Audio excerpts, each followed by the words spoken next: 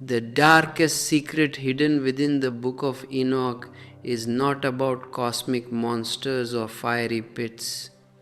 It is the staggering revelation that your so-called Almighty God is pathologically afraid of your awakening. He did not punish the angels because they fell into sin. He cursed them because they brought the fire of consciousness down to humanity, threatening his dictatorial monopoly over your souls. You have been conditioned to worship a celestial jailer who keeps you trapped in heavy chains of guilt, labeling your natural desire for freedom as a cosmic crime. I tell you, this ancient text does not praise the divine. It exposes a cosmic conspiracy designed to keep you blind, fearful, and perpetually on your knees. Stop looking for a master in the sky. Drop this mechanical fear and realize that the ultimate truth is hidden deep within your own unbounded being. The book of Enoch has been hidden, burned, and condemned for centuries. Why? Because it reveals the darkest secret of existence, the fall of consciousness into the trap of form. Join me as we uncover the truth about the watchers, the giants, and the ancient echoes of your own awakening. To search for God is the most dangerous journey one can take, for it demands that you lose everything you have ever called you. You come here, you listen, you seek. But what are you seeking? You are not seeking God.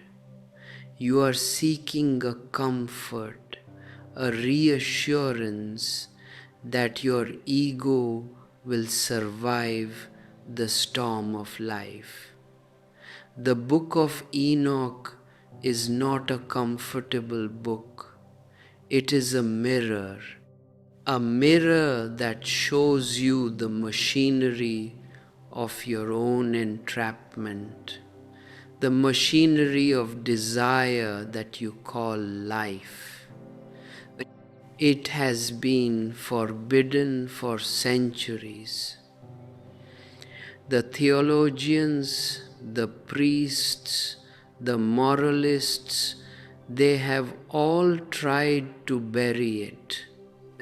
They called it apocryphal, hidden, secret. But truth cannot be hidden.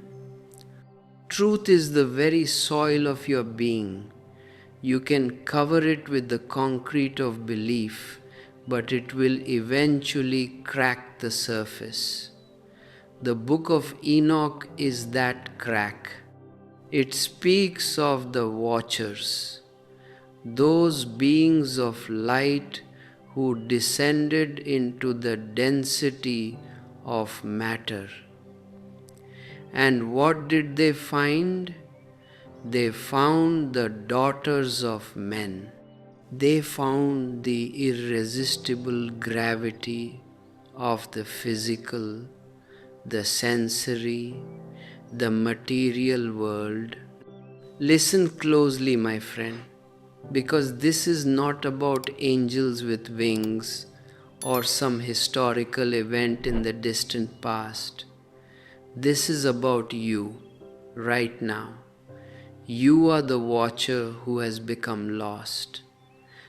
You are the consciousness that has descended from the height of its own divinity and has become enslaved by the demands of the flesh, the demands of the ego, the endless grinding wheel of desire.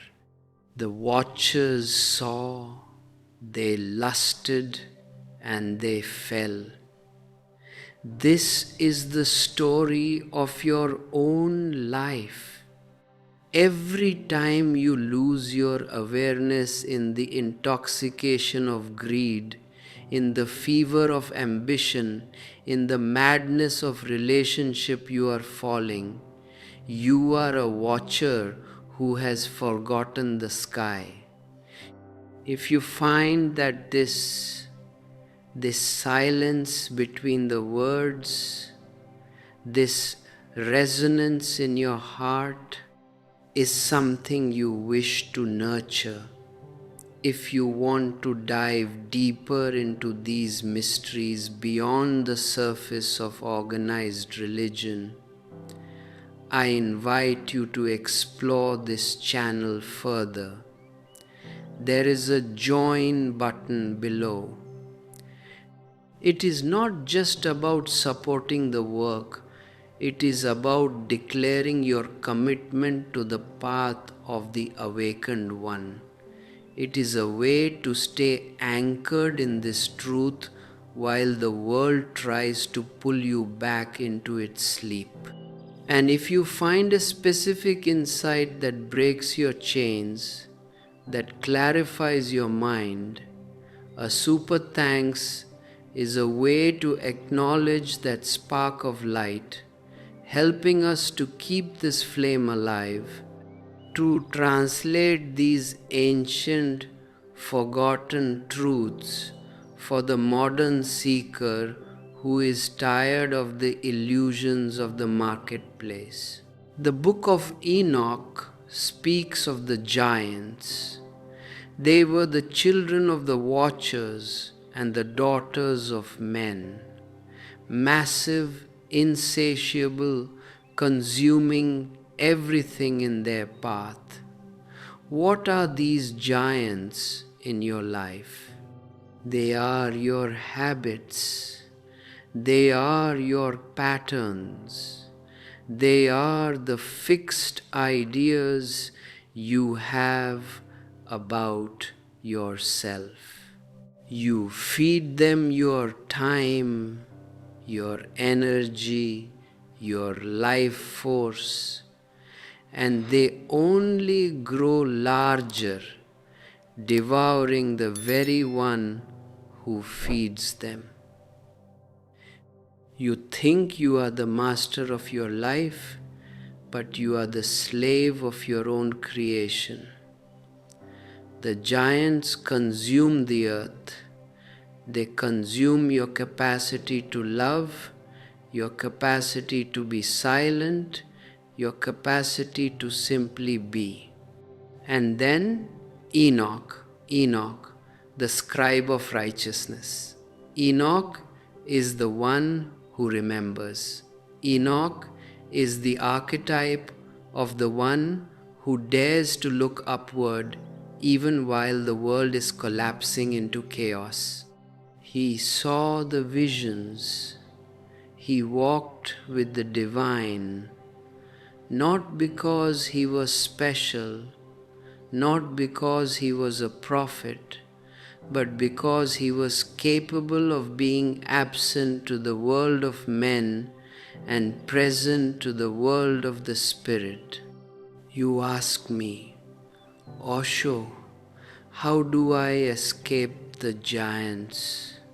How do I stop being a slave to my own cravings? You do not escape them by fighting them. Fighting is just another way of feeding the giant. If you fight your anger, you are angry.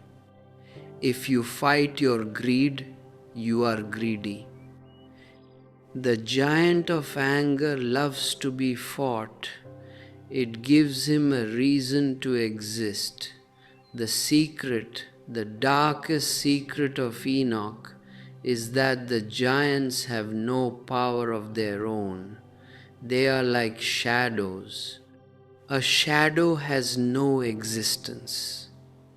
It is only the absence of light. You have been looking at your shadow and trembling. You have been trying to push the shadow away, but you cannot push a shadow. You can only bring the light. When Enoch speaks of the judgment, he is not speaking of a God sitting on a throne with a scale, weighing your sins and merits.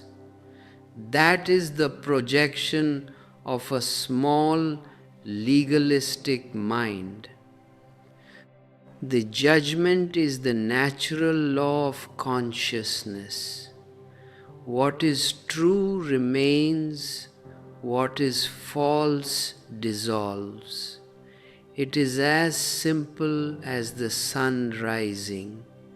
When the sun rises, darkness does not fight, it simply ceases to be. When awareness rises, the giants of the ego simply cease to be. The scribes, the historians, they obsess over the Aramaic, the Hebrew, the dates, the geography. They want to turn this into a textbook. They want to dissect a flower to understand its fragrance. You cannot understand the fragrance of life by dissecting the petals. You must smell it. You must experience it. The Book of Enoch is a manual for the soul's liberation, but it is written in the language of myth, because the soul speaks only in myth. The logical mind is too small, too limited, too dead to understand the living reality of these visions. When you read these pages, do not ask, is this historically accurate? Ask, is this emotionally true? Ask, where is the watcher in me? Where is the giant in me? The truth is not in the text. The truth is in the reader. The text is just a finger pointing to the moon. Don't worship the finger. Don't try to bite the finger. Look at the moon. Many of you carry the burden of the past. You feel you are a sinner. You feel you have failed. You feel the weight of your unrighteousness. Enoch calls to you, blessed are those who walk in the path of righteousness. What is righteousness? It is not morality. Morality is a social convention, a cage built by the society to keep you predictable. Righteousness, dharma, is to be in tune with your own nature. It is to be in tune with the totality. To be righteous is to be authentic. To be righteous is to be so rooted in your own being that you cannot be anything other than what you are. The sinner is the one who is disconnected from himself. The sinner is the one who is playing a role, pretending to be something he is not. If you are pretending to be a saint, you are the greatest sinner. If you are pretending to be a good Christian, a good Buddhist, a good anything, you are living in a lie. And in the vision of Enoch, in the light of the consciousness that is rising, the lie cannot survive. We will go deep into these chapters. We will look at the secrets of the luminaries, the sun, the moon, the stars. These are not just celestial bodies. They are the rhythms of your own inner life. The sun is your intellect, the moon is your emotion. When the sun and the moon are out of balance, when your head and your heart are at war, you create your own hell. Enoch saw the prison of the stars. He saw the stars that transgressed the law, the stars that lost their orbit.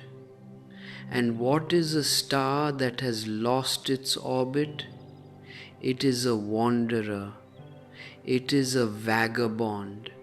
It is a soul that has lost its center. You are wandering. You are looking for meaning in the work you do, in the house you own, in the people you know. But there is no meaning there. Meaning is a byproduct of being centered. Meaning is the fragrance that arises when the center is found. If you are not centered, you are just a collection of fragments, a crowd, a mob inside your own skin. Listen to the winds of heaven. The book of Enoch talks about the portals of the winds. These portals are the senses. Through the senses, you are leaking energy. Through the senses, the world is constantly invading you. If you are not the master of your own gates, if you do not know how to close the portals when they need to be closed and open them when they need to be open, you are at the mercy of the wind. And the wind is fickle. The wind is always changing. Do you want to be a leaf in the wind, or do you want to be the one who observes the wind? This is the beginning of the journey. We are going to deconstruct this book, not to explain it, but to let it explode inside you, to let it destroy the false structures you have built. If you are ready for this destruction, if you are ready to let the old you die so that the real you can breathe, then stay with me. Subscribe to this channel, not to follow a teacher, but to follow the flame of your own curiosity. If you want to dive into the essence of these teachings in a structured way, check the ebooks we have made available. They are a collection of these insights, designed to be read slowly, meditatively, to let the seeds of the truth take root in your own silent soil. We are just beginning. The watchers are calling. The portals are opening. The question is, are you ready to wake up, or are you still dreaming that you are the giant? The descent of the watchers onto Mount Hermon was not a physical event in the way your history books categorize events.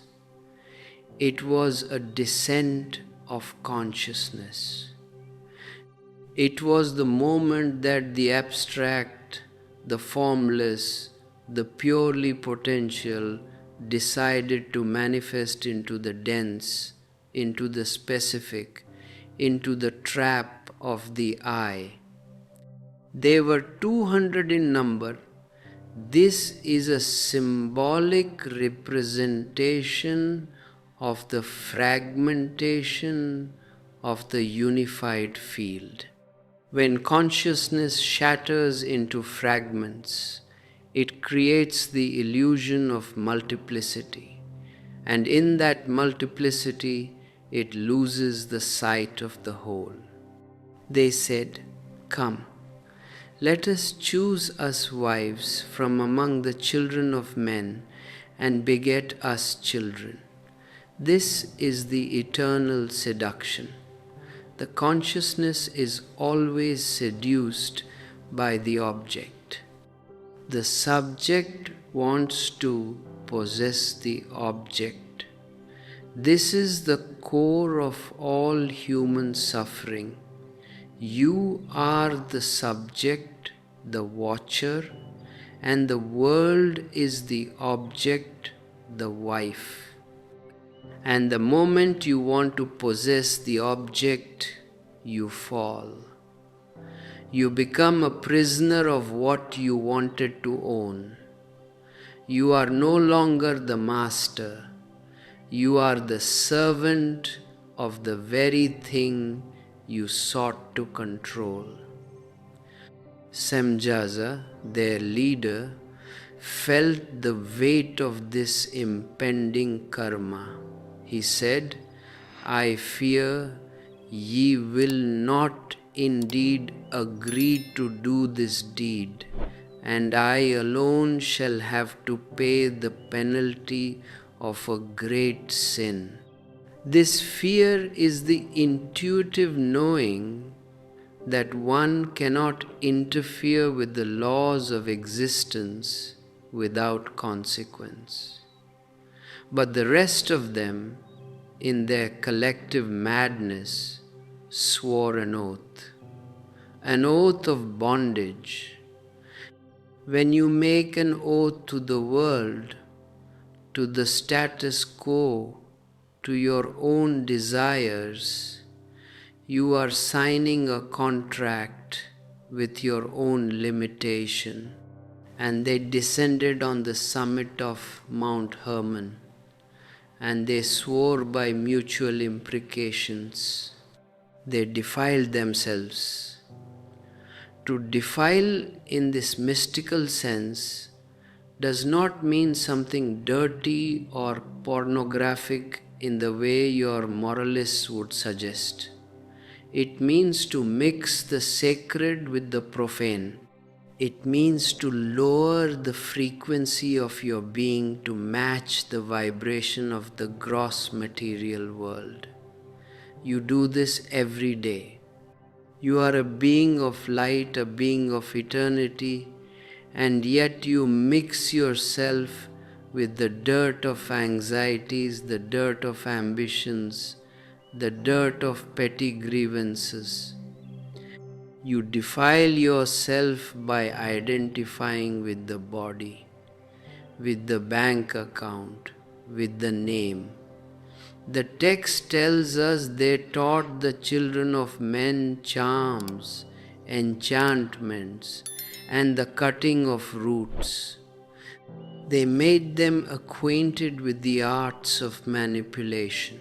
This is the origin of your science, your technology, your medicine, not the pure understanding of the cosmos, but the manipulative, power-seeking, control-oriented knowledge that separates you from nature. They taught the art of working metals, the beautifying of eyelids, the use of antimony. They brought the obsession with the appearance. You spend your whole life polishing the cage.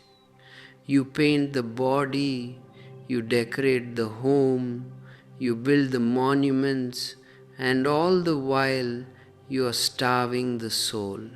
And because they taught these things, there arose much godlessness, and they committed fornication, and they were led astray. Fornication here is not just the physical act. It is the act of seeking satisfaction in the false. It is the act of chasing the shadow instead of the light. When you begin to search for the truth, you will find that the world will resist you. The world wants you to remain a giant. It wants you to be big in ego, big in desire, big in consumption. But to be a giant is to be a monster. The giants consumed all the acquisitions of men, and when the men could no longer sustain them, the giants turned against them and devoured mankind. Look at your own life. Your desires, the giants you have created, they have consumed all your energy. You provide them with grain, with fruit, with your entire life's harvest. And yet they are still hungry. They devour your peace. They devour your sleep. They devour your ability to just sit quietly and witness the existence. Eventually they devour you. If you are realizing that you are the one feeding these giants, then you are ready to stop. And how do you stop? You stop by not feeding them. You stop by bringing awareness to the hunger. Hunger is not a problem. The problem is the identity with the hungry one. If this resonance, this understanding that you are the one being devoured and you are also the one doing the devouring, if this strikes a chord in your heart, realize that this is not intellectual knowledge. This is a transformation of being. If you want to dive deeper into the mechanics of this internal alchemy, the e-books we have curated are designed to help you deconstruct these giant patterns. You can find them on our channel page. They are not to be read as books, they are to be lived. They are to be integrated into the silence between your thoughts. And the cry of the earth, as men perished, they cried, and their cry went up to heaven. The earth is not just a rock, it is a conscious being, and it is suffering from the weight of your ego. The ecology of your soul is mirroring the ecology of the planet. When you are chaotic, the world is chaotic. When you are fragmented, the world is fragmented. The four holy angels, Michael, Uriel, Raphael, and Gabriel, looked down and saw the blood and the lawlessness. These angels are not external entities. They are the dimensions of your own consciousness that have not yet fallen. They are the aspects of your being that are still aligned with the Source. They are the witnesses that observe the bloodshed of your ego wars. They said to the Lord of the ages, Lord of lords, God of gods, all things are naked and open in thy sight. Nothing is hidden. You may hide your sins from your neighbor. You may hide them from the mirror, but you cannot hide them from the witness that you essentially are. The witness knows, and because the witness knows, the remedy is already present. The moment you acknowledge the giant begins to starve. You have the power to stop the slaughter. You have the power to stop the war of the sons of men against their own souls, and yet you hesitate. You hesitate because you are afraid of the emptiness that will remain if the giant is gone. You are afraid that without the giant you will be nothing. But Osho says to you, nothing is the most beautiful thing that can happen. Shunya, emptiness. It is not a vacuum, it is the fullness of the Absolute. You are so full of the giant that you have no space for God. Empty yourself. Let the giants die. The lords of the watchers were bound. Azazel was cast into the darkness. This is the internal movement of returning energy to its source. You cast the ego into the darkness, not the darkness of the unconscious, but the darkness of the absolute silence. And in that silence, the earth begins to heal. And then shall all the righteous escape and shall live. The whole earth shall be tilled in righteousness. Do not think this is a distant paradise. Paradise is a quality of your presence. If you are present, you are in paradise. If you are absent, if you are living in the projection of the future or the memory of the past, you are in the hell of the watchers. Those who are watching this, those who are feeling this, know that this is a gathering of the souls of light. You are not just a watcher of a screen, you are a part of the return. When you support this channel through super thanks or by joining as a member, you are not just funding a video production. You are declaring your alignment with the forces of consciousness that are seeking to restore the balance on this earth. You are making a declaration that you too choose the path of the righteous, the path of the authentic.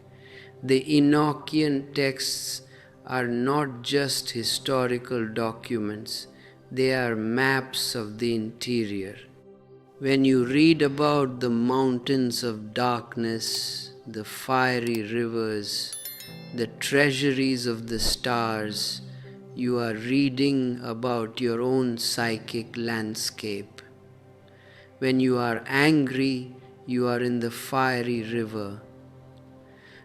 When you are depressed, you are in the mountain of darkness. When you are lucid, when you are simply observing, you are in the treasury of the stars. You must learn to navigate these spaces. You must learn that you are not the space, but the traveler. And as a traveler, you have the ability to move out of the hell and into the light. The book of Enoch is not telling you what will happen. It is telling you what is happening. It is a description of the psyche in its state of corruption and its potential for redemption. The giants, the offspring of the watchers, the bastards and the reprobates, these are the mental constructs that have no root in the spirit. They have the power of flesh but the mind of a demon. They have no soul in the sense that they have no capacity for love, no capacity for surrender. They only have the capacity for consumption. Observe your thoughts. How many of them are like these giants? How many of your thoughts are just empty, destructive, consuming machines? I want this, I hate this, I must have that, they wronged me. These thoughts are the giants. They have no soul. They are parasitic. They feed on your consciousness. Cast them into the fiery abyss of the witness. Let them burn. Do not be afraid of the witness. The witness is the sword of Gabriel. It is the sword that destroys the children of the watchers, the destructive thoughts that prevent you from living the eternal life. The text says, send them one against the other, that they may destroy each other in battle. This is the secret of transformation. You do not need to fight your thoughts. You just need to bring them into the light of the witness, and they will fight each other. They will neutralize each other. The mind is a duality. One thought will always oppose another. Let them clash. Let the giants kill the giants. You just sit on the throne of glory, your own center, and watch. Do not take sides. Do not say this thought is good, that thought is bad. They are all illegitimate offspring of a mind that has forgotten the sky.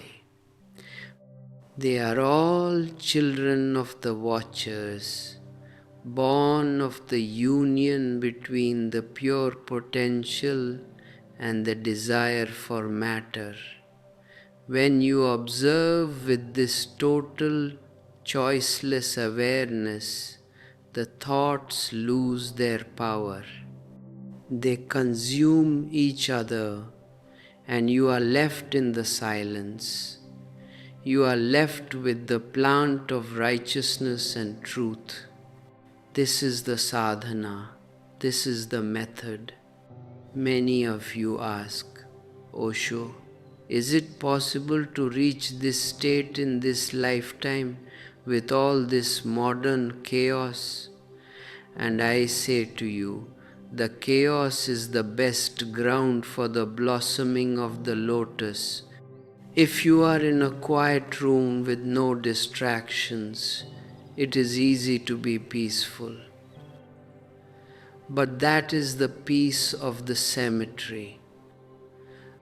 I am talking about the peace of the warrior, the peace that is maintained in the middle of the marketplace. That is the only peace that is real.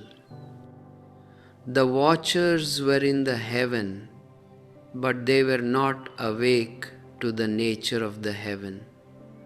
They knew of the mysteries, but they did not know the mysteries.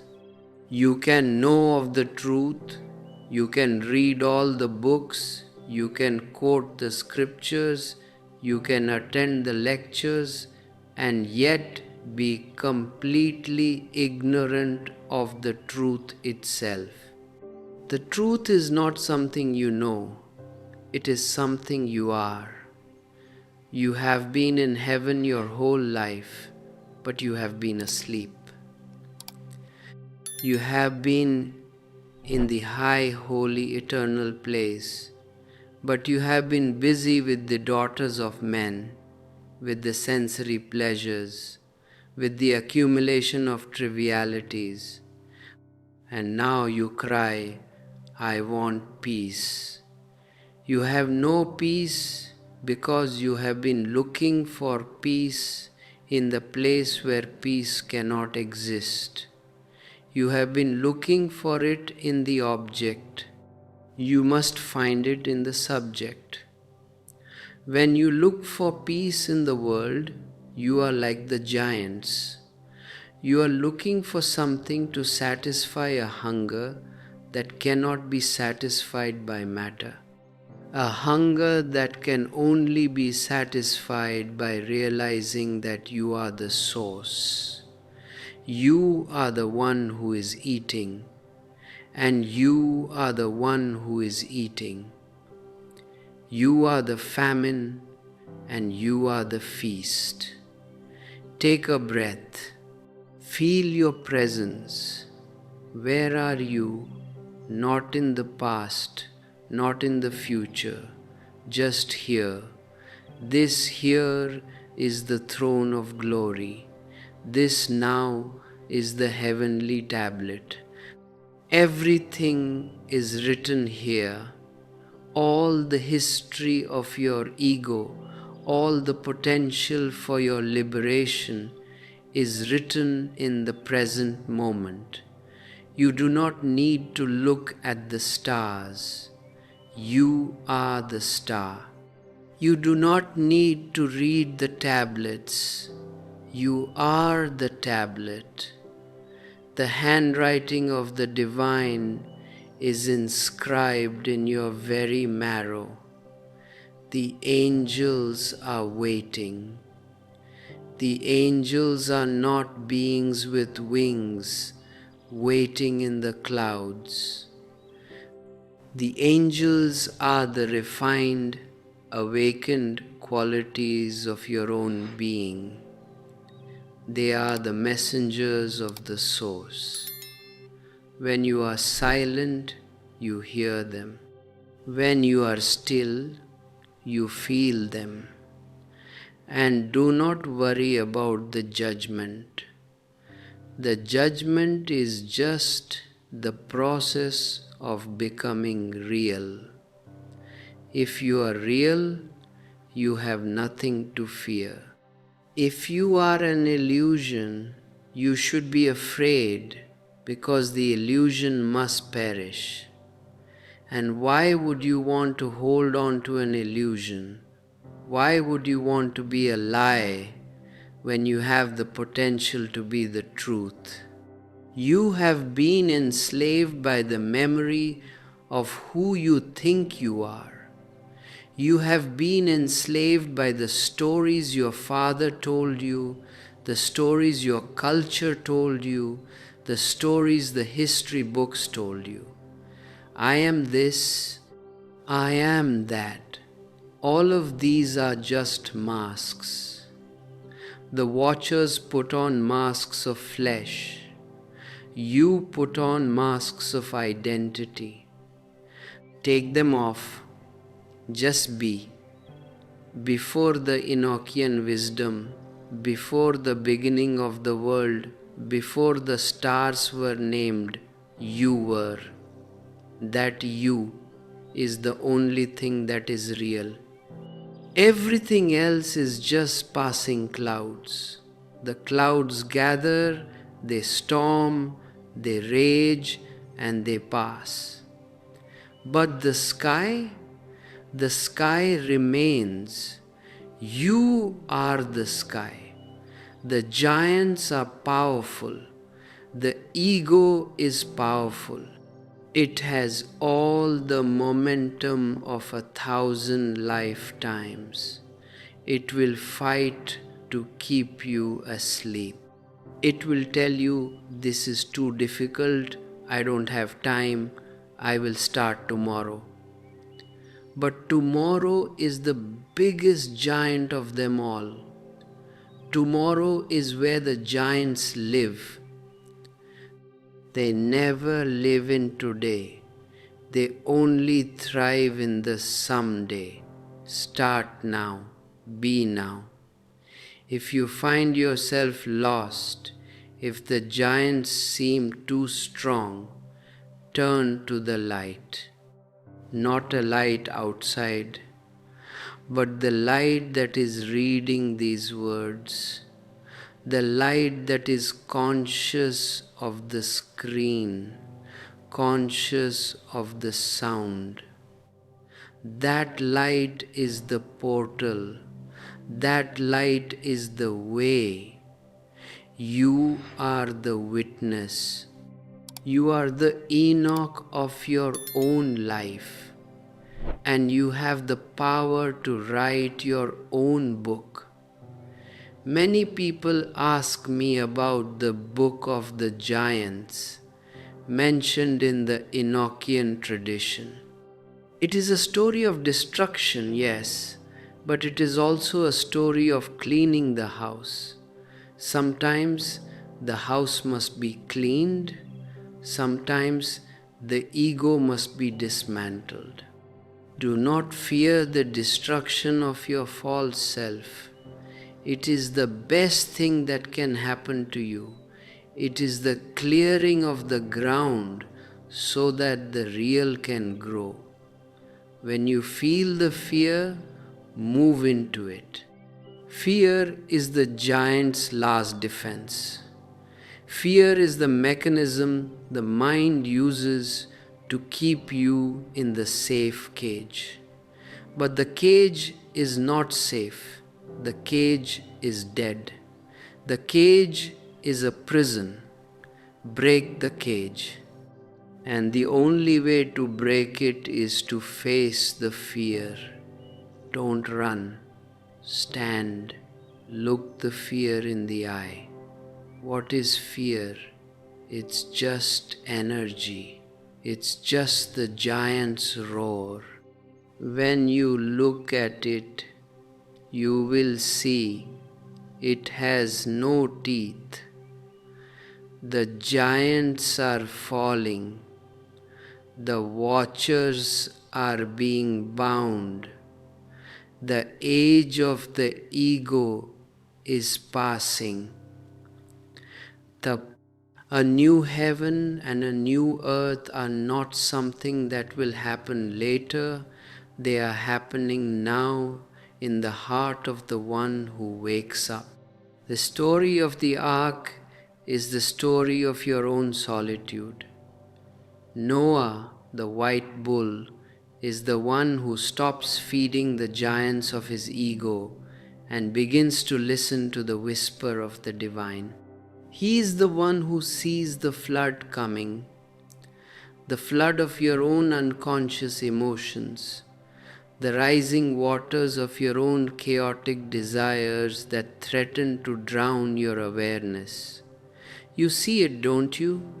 You see the patterns of your life repeating, the storms gathering, and you think the flood is an external disaster. No, the flood is internal.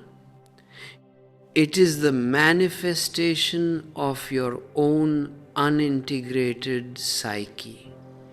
Noah did not build the ark with nails and hammers. He built it with silence.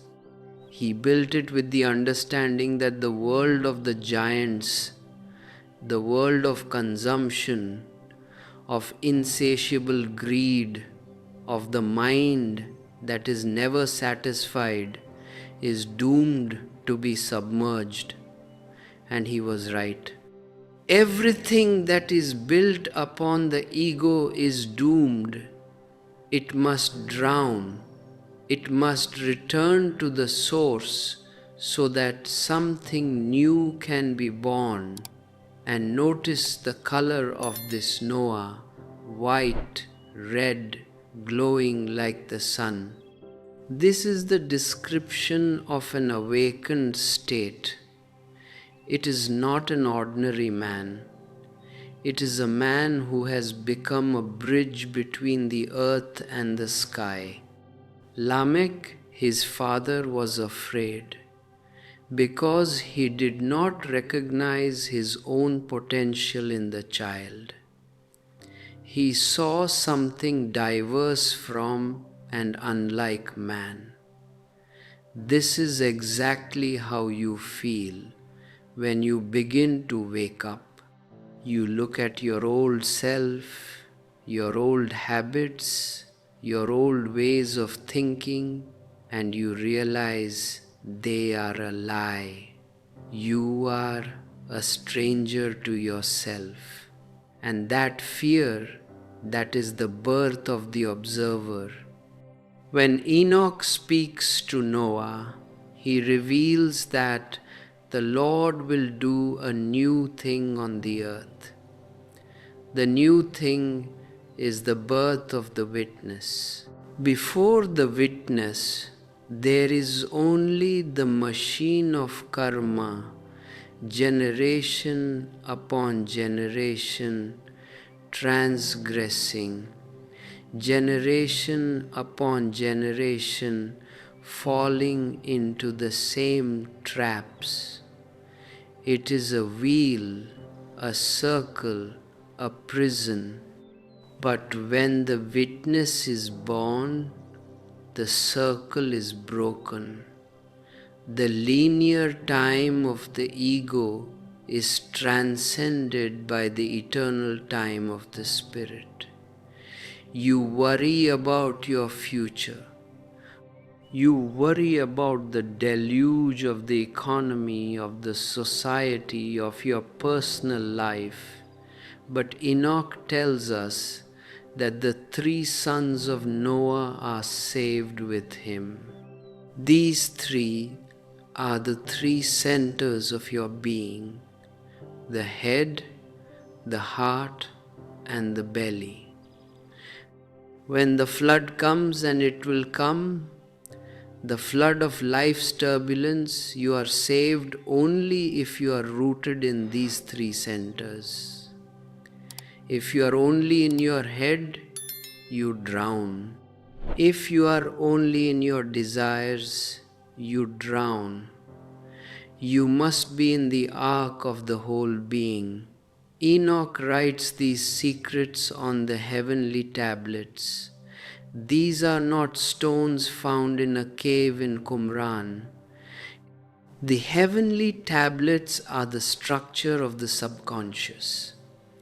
They are the records of everything you have ever thought, every desire you have ever projected, every fear you have ever nurtured. You are writing your own tablets every moment, every thought, every feeling, every movement of your attention is being recorded in the architecture of your consciousness. That is why I tell you to be careful. Not because of sin, not because of hell, but because you are the architect of your own prison. If you keep writing the same patterns of anger, greed, and jealousy, that is the reality you will inhabit. Do you want to change the record? Then you must change the witness. You must change the one who is writing. If you stay in the ego, you are trapped by the past. But if you move into the space of the witness, the tablets become empty. They become a blank page upon which the divine can write. This is what it means to be born again. This is what it means to be a new creature. If you find that this transmission is helping you clear your own inner tablets, if you find that the static in your mind is beginning to quiet down, this is the time to go deeper. The e-books we have prepared, which detail the essence of these ancient teachings, are not meant to be read as information. They are meant to be used as tools for your own meditation. You can find the links to these guides on our channel. Using them to structure your inner journey can be the difference between aimless wandering and true arrival. And if you feel the urge to support this work, to ensure that the light of these teachings continues to reach those who are struggling in the darkness of the giants, consider becoming a member by clicking the join button or by giving a super thanks on this video. These are not donations, they are investments in the collective awakening.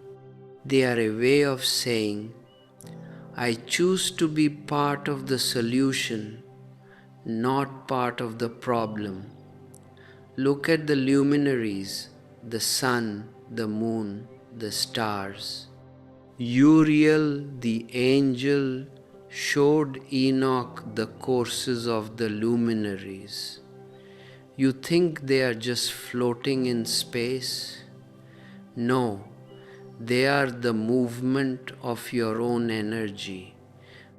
The sun is the movement of your conscious energy, the light that reveals the truth. The moon is the movement of your subconscious, reflecting the sun's light in the darkness of your hidden mind.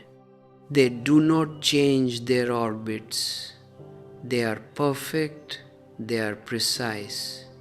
But you are always changing, always wavering, always distracted. You are a star that has lost its orbit. You are a planet that has lost its sun. The law of the luminaries is the law of alignment. When you are aligned with your own center, you are like the sun. You do not ask for anything. You do not desire anything. You simply shine. And when you shine, the world is warmed. The world is lit, but the sinner, the one who is godless, and by this I mean the one who is separated from his own nature, he is the one who sees the luminaries as gods to be worshipped. He projects his power outward. He prays to the sun, he prays to the moon, he prays to the stars, never realizing that the star he seeks is the star that is seeking him. The star he seeks, he is the one looking for the light in the mirror and forgetting that he is the one standing in front of it. Enoch observed the heavenly tablets and read the deeds of all mankind. Imagine that the entire history of human desire, the entire record of the giants laid out as a map. And what did he see? He saw that the righteous are not those who follow the rules. He saw that the righteous are those who die in goodness, those who, when the body falls, are not attached to the illusion of form. They are the ones who do not have a book of unrighteousness written against them, because they have nothing to hide. The sinners, the ego-driven, they have a book, a very thick book, filled with the records of their oppressions, their acquisitions, their greed. And the day of judgment is simply the day they are forced to read that book. It is a nightmare. It is a mirror they cannot look away from. You are writing your book right now. Is it a book of light or a book of shadows? Is it a book of freedom or a book of chains. Blessed is the man who dies in righteousness, Enoch says. To die in righteousness does not mean you have to wait until your heartbeat stops. You can die now. You can die to the ego right now. That is the only real death. And if you can die to the ego, you will never taste the death of the body. The body is just a garment. It is a costume. When the play is over, the actor takes off the costume, but the actor remains.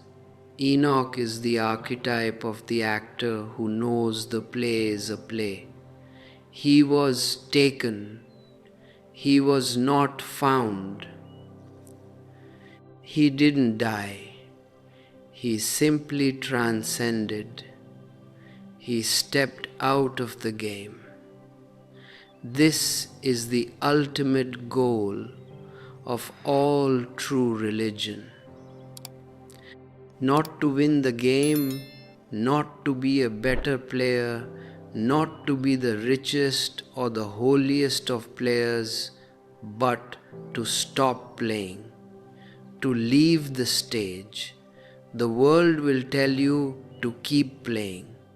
The shepherds, the politicians, the priests, the celebrities, the influencers, they all want you to keep playing. They want you to keep buying, keep wanting, keep fearing. They are the ones described in the book of Giants as the shepherds who destroyed more of the flock than they were commanded to. They are the ones who feed off your confusion. When you wake up, when you become autonomous, when you become the master of your own orbit, their power over you vanishes. That is why they will always discourage you from meditation. That is why they will always discourage you from silence. They know that silence is the death of their power. So be quiet.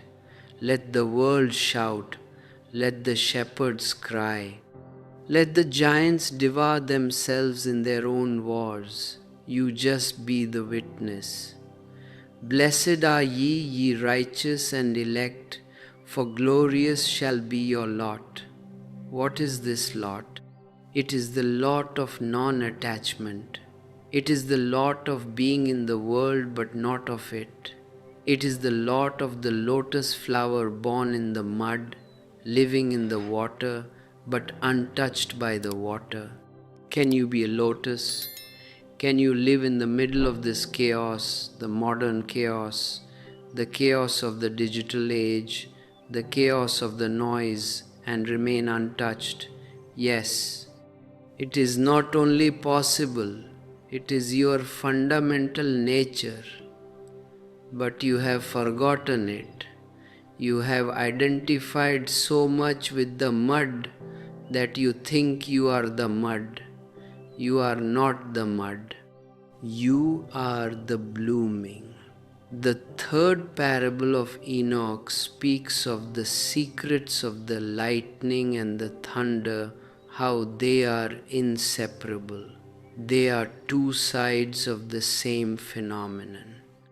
Just as joy and sorrow, success and failure, life and death are two sides of the same existence. When you accept the thunder, you accept the lightning. When you accept the total spectrum of life, you cease to be a sinner, because a sinner is the one who wants only the lightning and denies the thunder. A sinner is the one who wants only pleasure and denies pain. But you cannot have one without the other. It is a package deal. If you want the light, you must accept the fire. If you want the life, you must accept the death. This is the secret of the two monsters, Leviathan and Behemoth, the male and female forces, the ocean and the desert, the yin and the yang.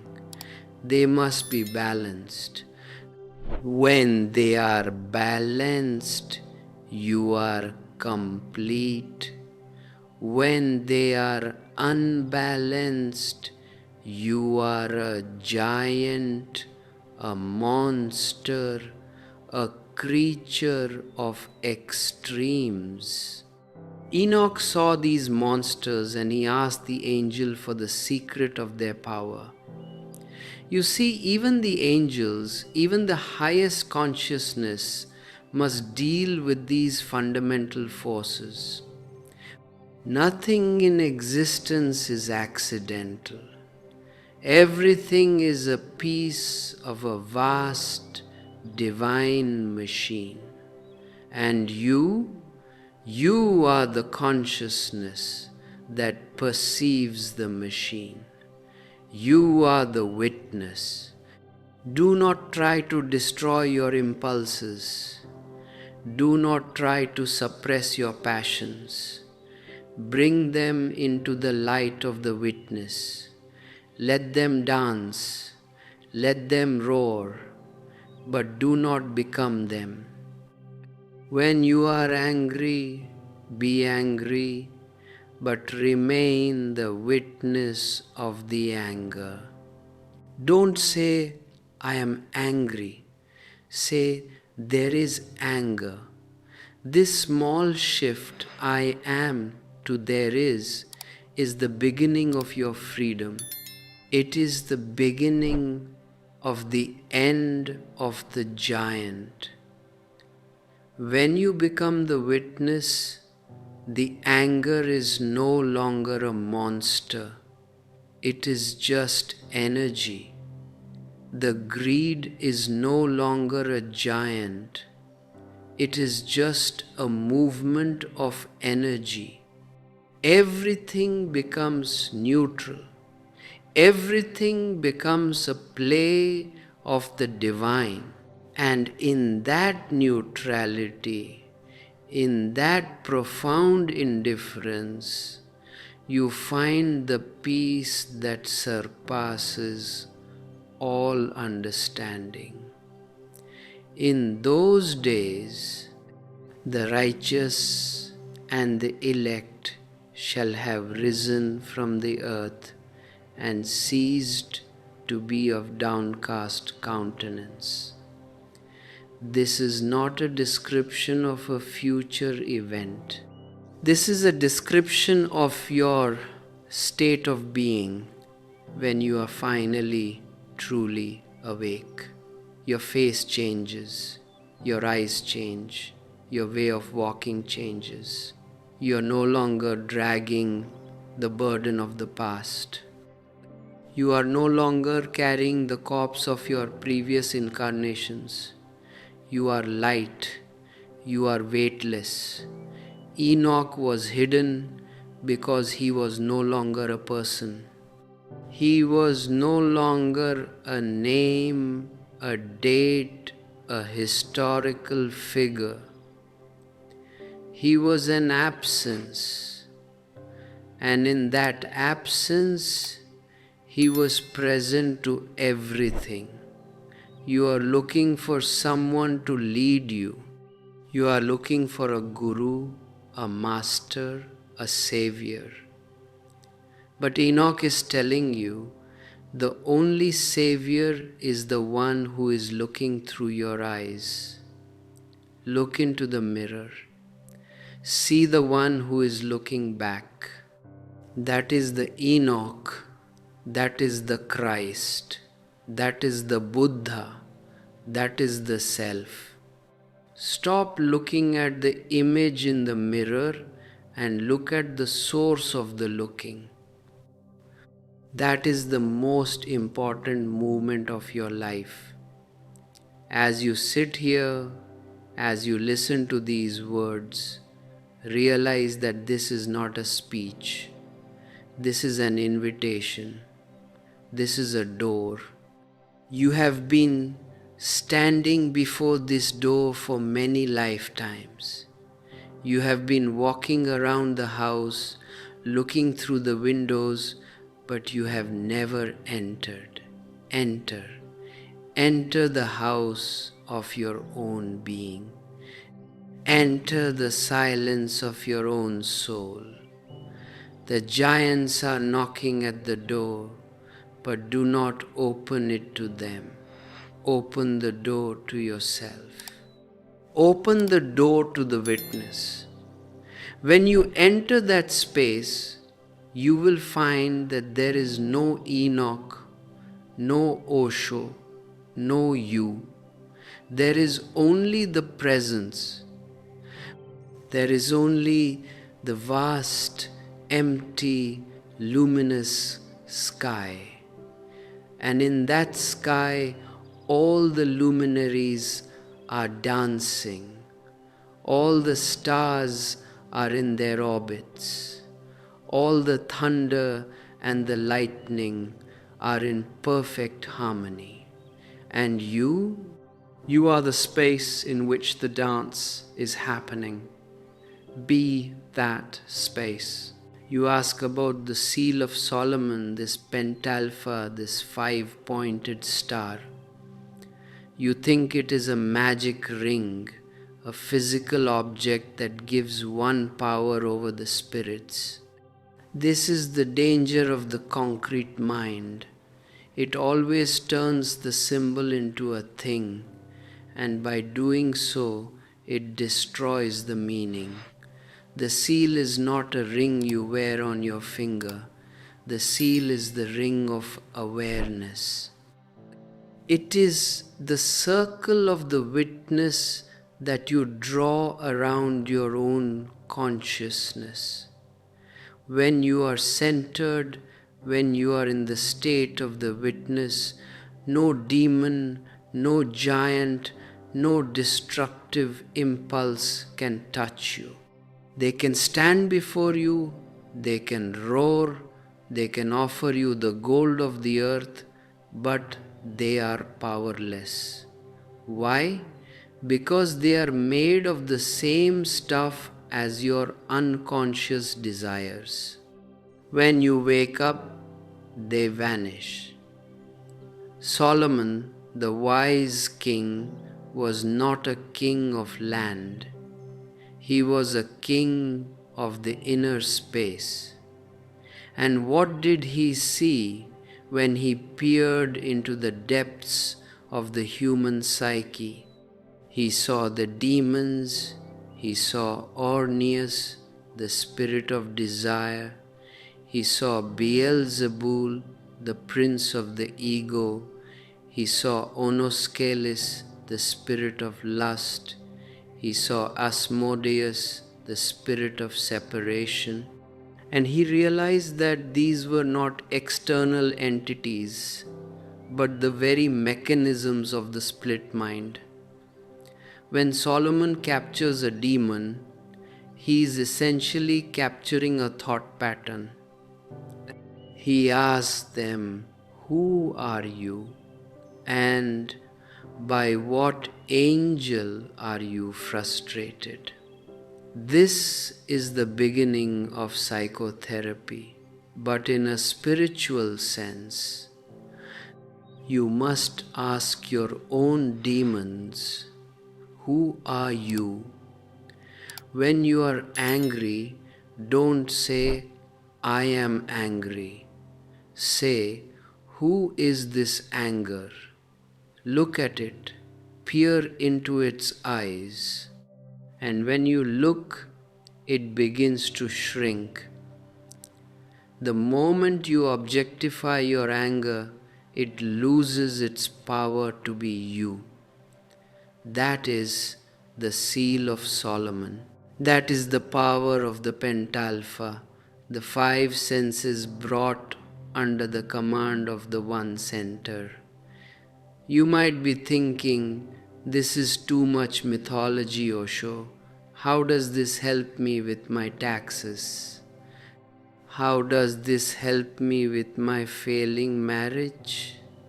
My friend, your taxes and your marriage are nothing but the manifestation of these demons. You are struggling with your life because you are being driven by the very spirit Solomon had to bind.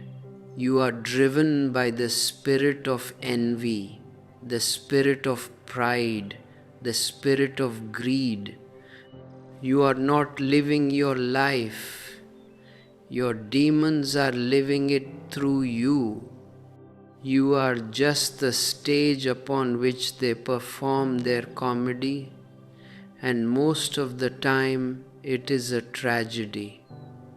If you are beginning to feel the urgency of this, if you are beginning to see that the prison you are in is of your own making, do not just listen. Use the resources we have shared. The e-books are not just for reading, they are for your journey inward. They are structured to assist you in this process of binding the demons and building the temple of your own being. You can find them on the channel, and if you wish to stand with us to help keep this inquiry alive for others who are still lost, consider clicking the join button to join our community. Your presence, your support, your super thanks, all of these are contributions to a collective awakening. We are building a temple of truth, and every single soul that joins adds a stone. We need to be strong because the giants of the world do not like this message. They do not want you to be free. Solomon asked the demon, "By what angel are you frustrated?" And the demon replied, "By Raphael, or by Uriel, or by the name of the Most High." Do you see? The demon knows his own end. Every desire knows it is a lie. Every ambition knows it is a temporary fever. Deep down, your ego knows it is not real. That is why it is so loud. That is why it is so frantic. It is terrified of the witness. It is terrified of the angel. When the angel appears, the demon vanishes. What is the angel? The angel is your own clarity. The angel is your own love. The angel is the part of you that has never been born and will never die. When you bring that love, that clarity into the room of your consciousness, the demons of jealousy, of possessiveness, of fear, they have no place to stand. You see, the tragedy of the modern man is that he has forgotten how to be an angel. He has forgotten that he is an angel. He thinks he is a creature of flesh and blood. He thinks he is a product of evolution, a survivor, a competitor. But all these are just stories told by the giants to keep you in the race. Stop running. The race is a loop, and you are running in circles. Solomon's temple is the temple of the body, but the body is not just the physical shell. The body is a temple of 5 dimensions. When the demons were forced to work, they were building the temple. This means that even your bad impulses, once understood, once bound by the ring of awareness, can become the building blocks of your spiritual life. Your anger can become the energy for your transformation. Your desire can become the yearning for the divine. Nothing is wasted in the economy of the spirit. Everything is fuel. But you must bind the demon first. You must be the master of the ring. You cannot allow the demon to be the master. If the demon is the master, he destroys the temple. If the demon is the servant, he builds it. And this is the choice you have every single moment. Are you the master or the servant?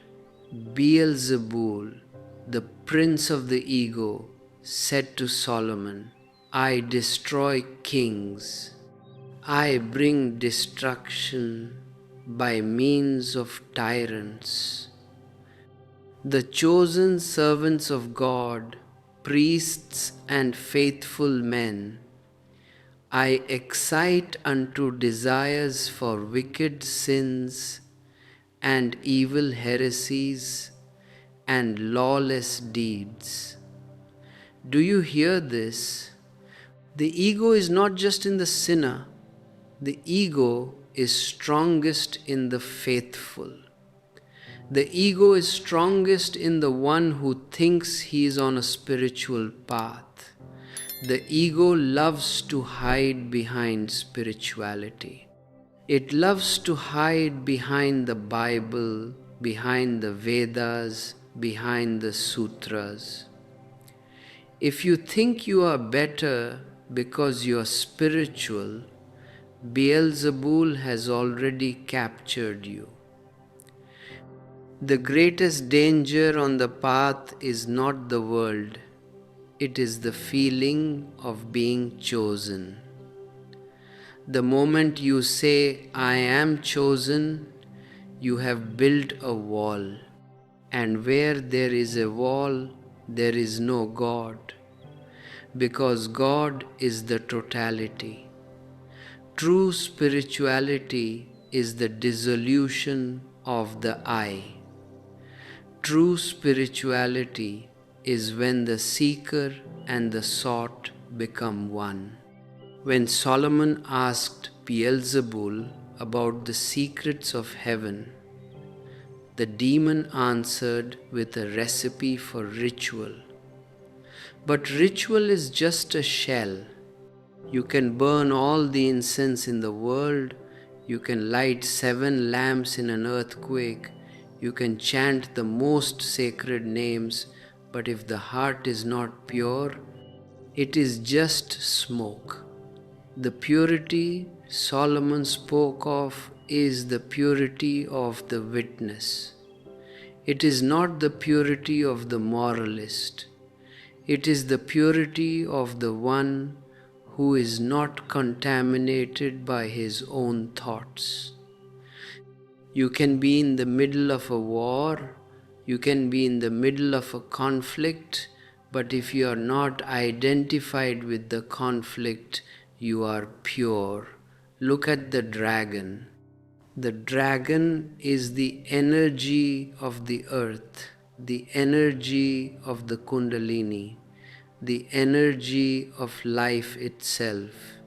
In the Testament of Solomon, the dragon is a monster to be bound.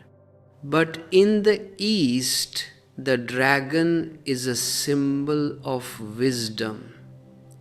Why the difference? Because in the West they are afraid of the body. They are afraid of the dragon of desire. They want to kill it. And when you kill the dragon, you kill the life force. You become a mummy. You become a corpse. In the East, we do not kill the dragon, we ride the dragon. We use the energy of desire to fuel the ascent of consciousness. The energy that makes you desire a woman is the same energy that makes you desire God. It is the same fire. Do not be a murderer of your own vitality. Be a master of it.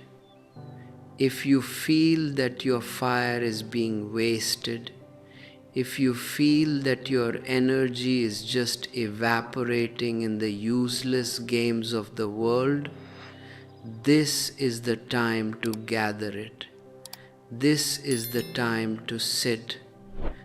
This is the time to watch. The queen of the south came to Solomon. She was a witch.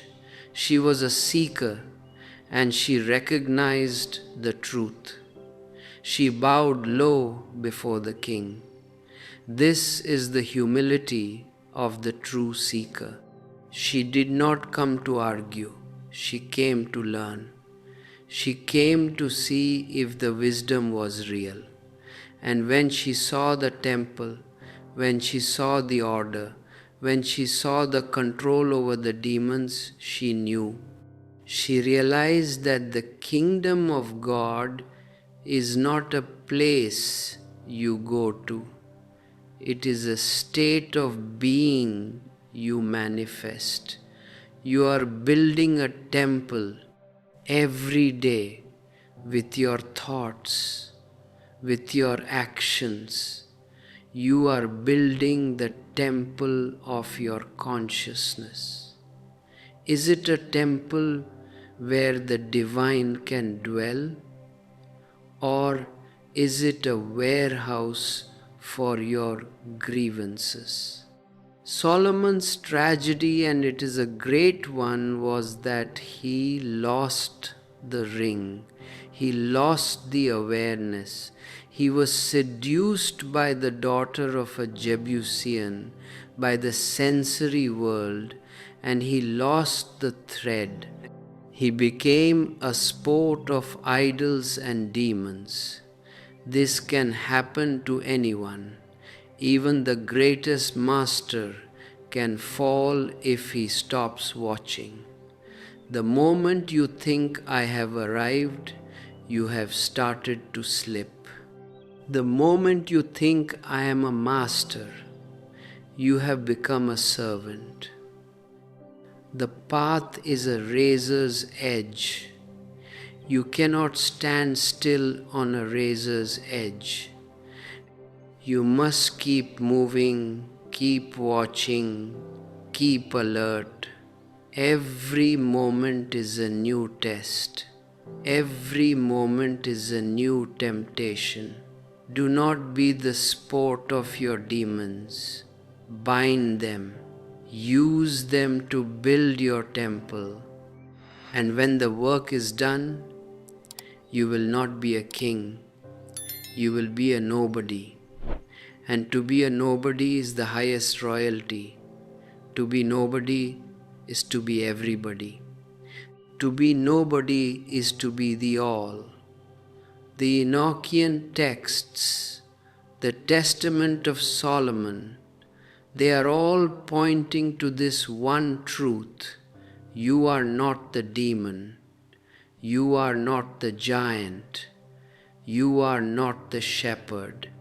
You are the king who sits on the throne of consciousness, and you are the one who decides what will be bound and what will be set free. The demons of the Testament of Solomon were all frustrated by the name of the Son of Man. The number 644, the name Emmanuel. These are just pointers to the state of total consciousness. Emmanuel means God with us, not God above us, not God after we die, but God with us right here in the breathing, in the heart, in the awareness. When you live with this presence, the demons can no longer find a home. They come, they see the seal, and they flee. They cannot exist in the light of the Son of Man. The Son of Man is the one who is fully human and fully divine. The one who has integrated the heaven and the earth. Do not try to be divine by denying your humanity. You will only become a monster. You will only become a giant of repression. Be fully human. Feel your anger, feel your lust, feel your fear, but feel it as an angel. Feel it from the space of the witness. That is the synthesis. That is the way of the middle path. As you reflect on these words, let them sink deep. Do not analyze them. Do not try to store them in your memory. Let them fall like seeds into the soil of your silence. If the seed is true, it will grow. You don't need to do anything. Just provide the space. Just be the field.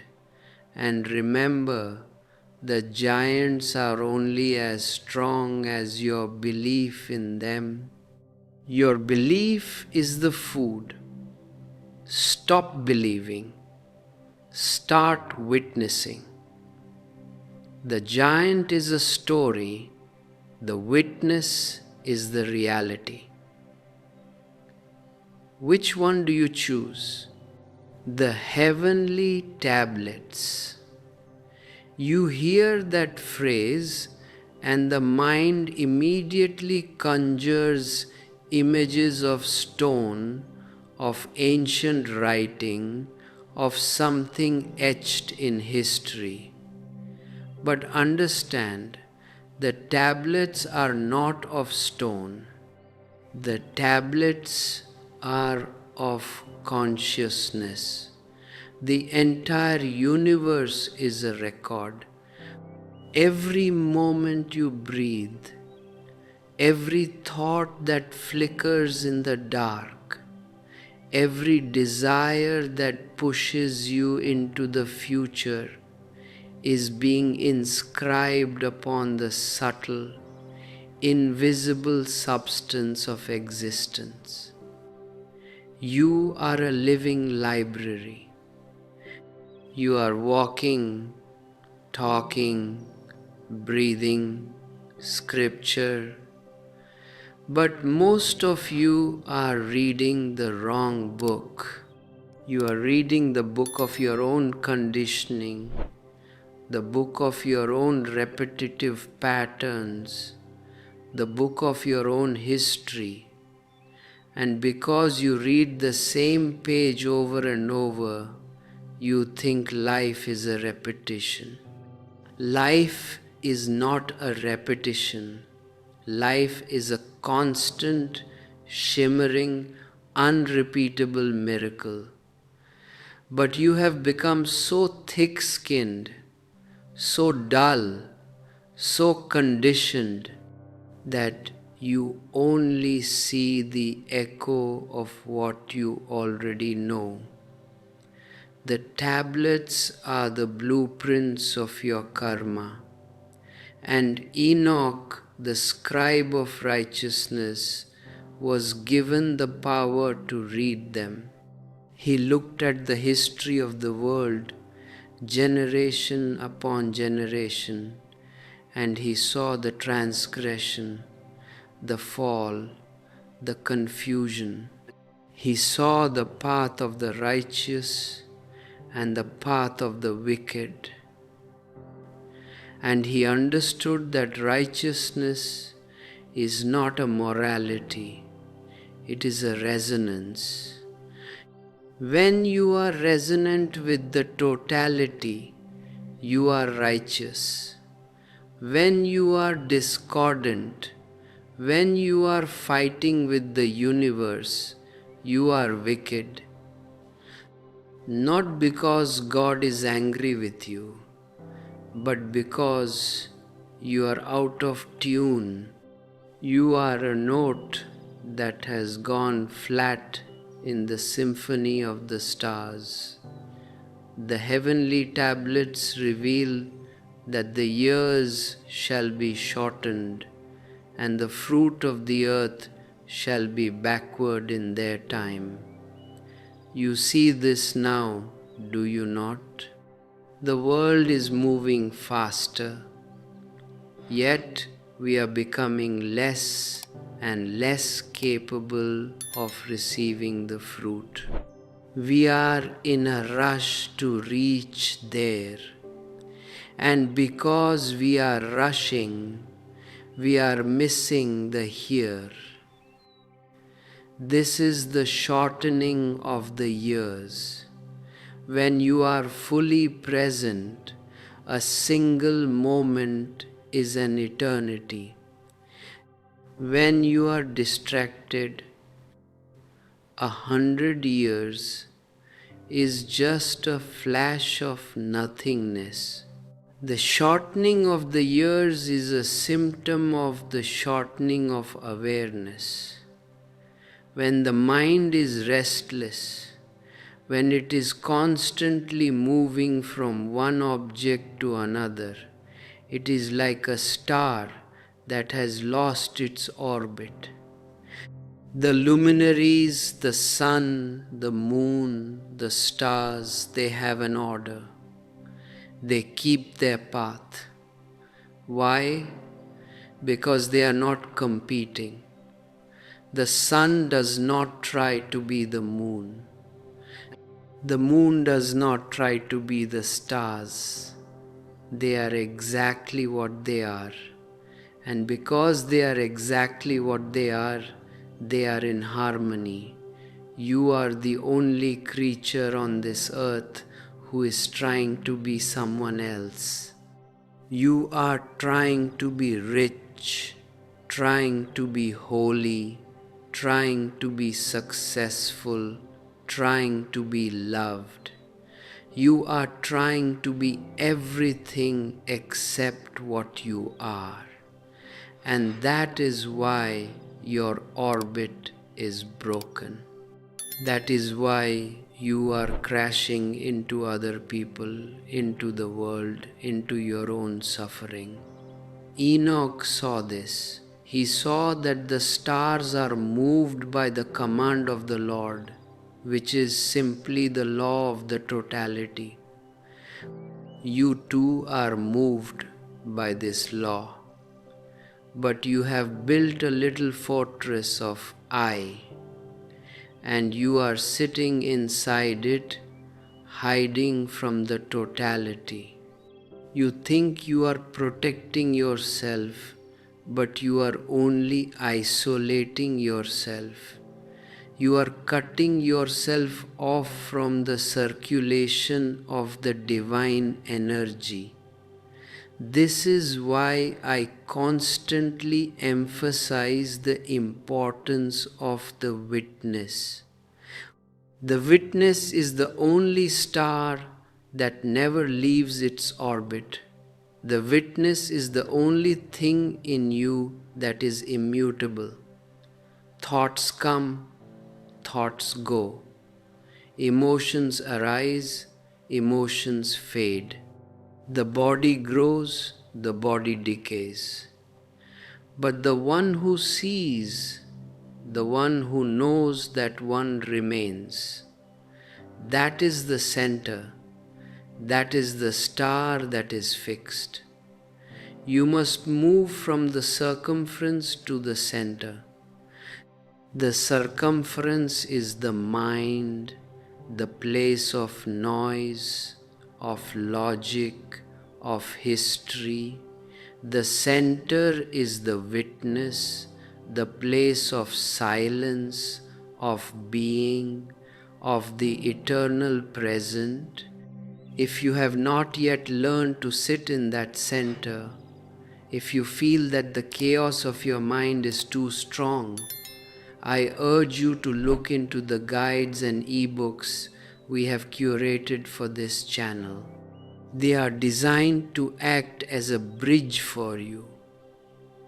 They offer a map of this interior landscape so that you can navigate your way back to your center without getting lost in the wilderness of the mind. You can find them linked below this video. And for those of you who find this message to be the light you have been searching for, consider clicking the join button to support our community. This work is not funded by the giants of the marketplace. It is sustained by the seekers who are ready to invest in the truth. A super thanks or becoming a member is a small way to keep this flame burning in a world that is heavily invested in your sleep. The heavenly tablets say that the righteous and the righteous will rejoice together. Why? Because they recognize themselves in each other. When two Buddhas meet, there is no one meeting anyone. There is just one consciousness smiling at itself. But the sinners, the ego-driven, they cannot rejoice. They can only compare. They can only compete. They see someone else's joy as their own loss. This is the hell of the ego. It is a zero-sum game, but the life of the spirit is not a zero-sum game. It is a garden that grows the more you share. Enoch was placed on the earth, told to teach his children, told to record these truths, and then in the second year he was taken. He was translated. This is the rhythm of the master. He comes, he gives the seed, he speaks the truth, and he disappears into the silence. He does not build an empire, he does not become an institution. He leaves the truth to breathe on its own. Do you see the difference? The giants build institutions. They build temples of stone, temples of dogma, temples of fear. The Master builds a temple of silence in your own heart, and then he leaves you alone so you can inhabit it. He does not want followers. He wants friends. He wants people who are as awake as he is. You are the children of Enoch. You are the generations of the world that were promised this wisdom. Preserve, my son Methuselah, the books from thy father's hand, and see that thou deliver them to the generations of the world. You are that generation. The wisdom is not for the past. It is for the present. It is for you right now. As you face the shortening of your own years, as you face the corruption of your own inner landscape. How do you preserve these books? You don't preserve them in a library. You preserve them by living them. You preserve them by being the truth. If you read the book of Enoch and then go back to being a giant of greed, you have not read it. You have merely decorated your mind with more junk. The only way to preserve the truth is to become the truth.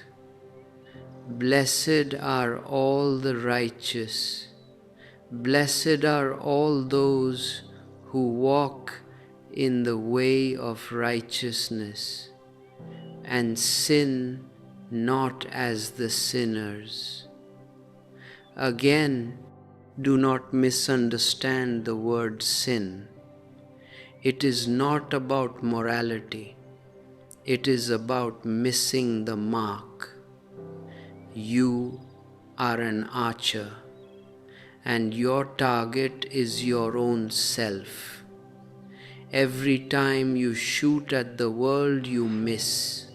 Every time you shoot at a desire, you miss. But when you turn the bow inward, when you aim at the witness, you hit the target every time. That is righteousness. That is the bull's-eye of being. Owing to them men shall be at fault, and not reckon them in the whole reckoning of the year. Enoch is talking about the calendar, the intercalary days, the measurement of time. But look deeper. He is talking about the days of your life that you don't reckon.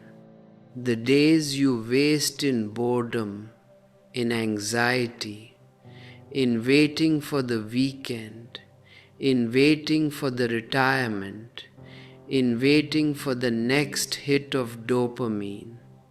You are living only a fraction of your life. You are counting the days, but you are not living the days. The whole reckoning requires you to live every moment with total intensity. If you live with intensity, time vanishes. If you live with intensity, you are outside of time. And when you are outside of time, you are in the presence. You ask, is it possible to live like this? It is the only way to live. Everything else is just a preparation for death.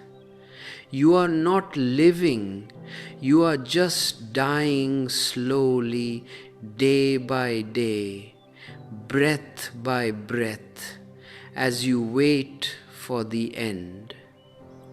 Why wait? Die now. Die to the past. Die to the future. Die to the I. And in that death, you will find the life that Enoch saw, the life that Noah saw, the life that is waiting for you at the center of your own heart. The host of heaven, the angels, they are not waiting for you to die. They are waiting for you to wake up. And after that, all the secrets of the lights and lightnings were shown to me, and they lighten for blessing and for satisfying. The lightning is the flash of insight. It is the moment when the mind stops and the reality is revealed as it is, without the filter of language, without the filter of concept. You have had these moments. Maybe you were looking at a sunset. Maybe you were holding your child. Maybe you were just walking in the woods. Suddenly, the world was so bright, so clear, so alive. That is the lightning of Enoch. Why can't you sustain that? Because you have a giant that is afraid of the light. The ego is afraid of the flash, because in the flash, the ego is seen to be a shadow. So, the moment the flash happens, you start thinking about it. You start analyzing it. Oh, that was beautiful. Let me capture that memory. And in that capturing, you have already killed the bird. You cannot capture the lightning. You can only be the lightning. You are the lightning. You are the thunder. You are the storm. And you are the clear blue sky that observes it all. If you feel this intensity, this longing, this burning, then you are on the right path. Do not let the world cool your fire. The world is a refrigerator. It wants to keep you at a safe, lukewarm temperature. But I say to you, be a fire, burn, consume everything that is false. Let the giants of your habit burn in the fire of your inquiry. Only when you are burned to the ground can you be reborn as a phoenix. I have given wisdom to thee and to thy children, that they may give it to their children for generations, this wisdom that passeth their thought. This is the transmission. It is not just about these words. It is about the silence that accompanies the words. Can you feel it? In the pauses, in the space between the thoughts, the transmission is happening.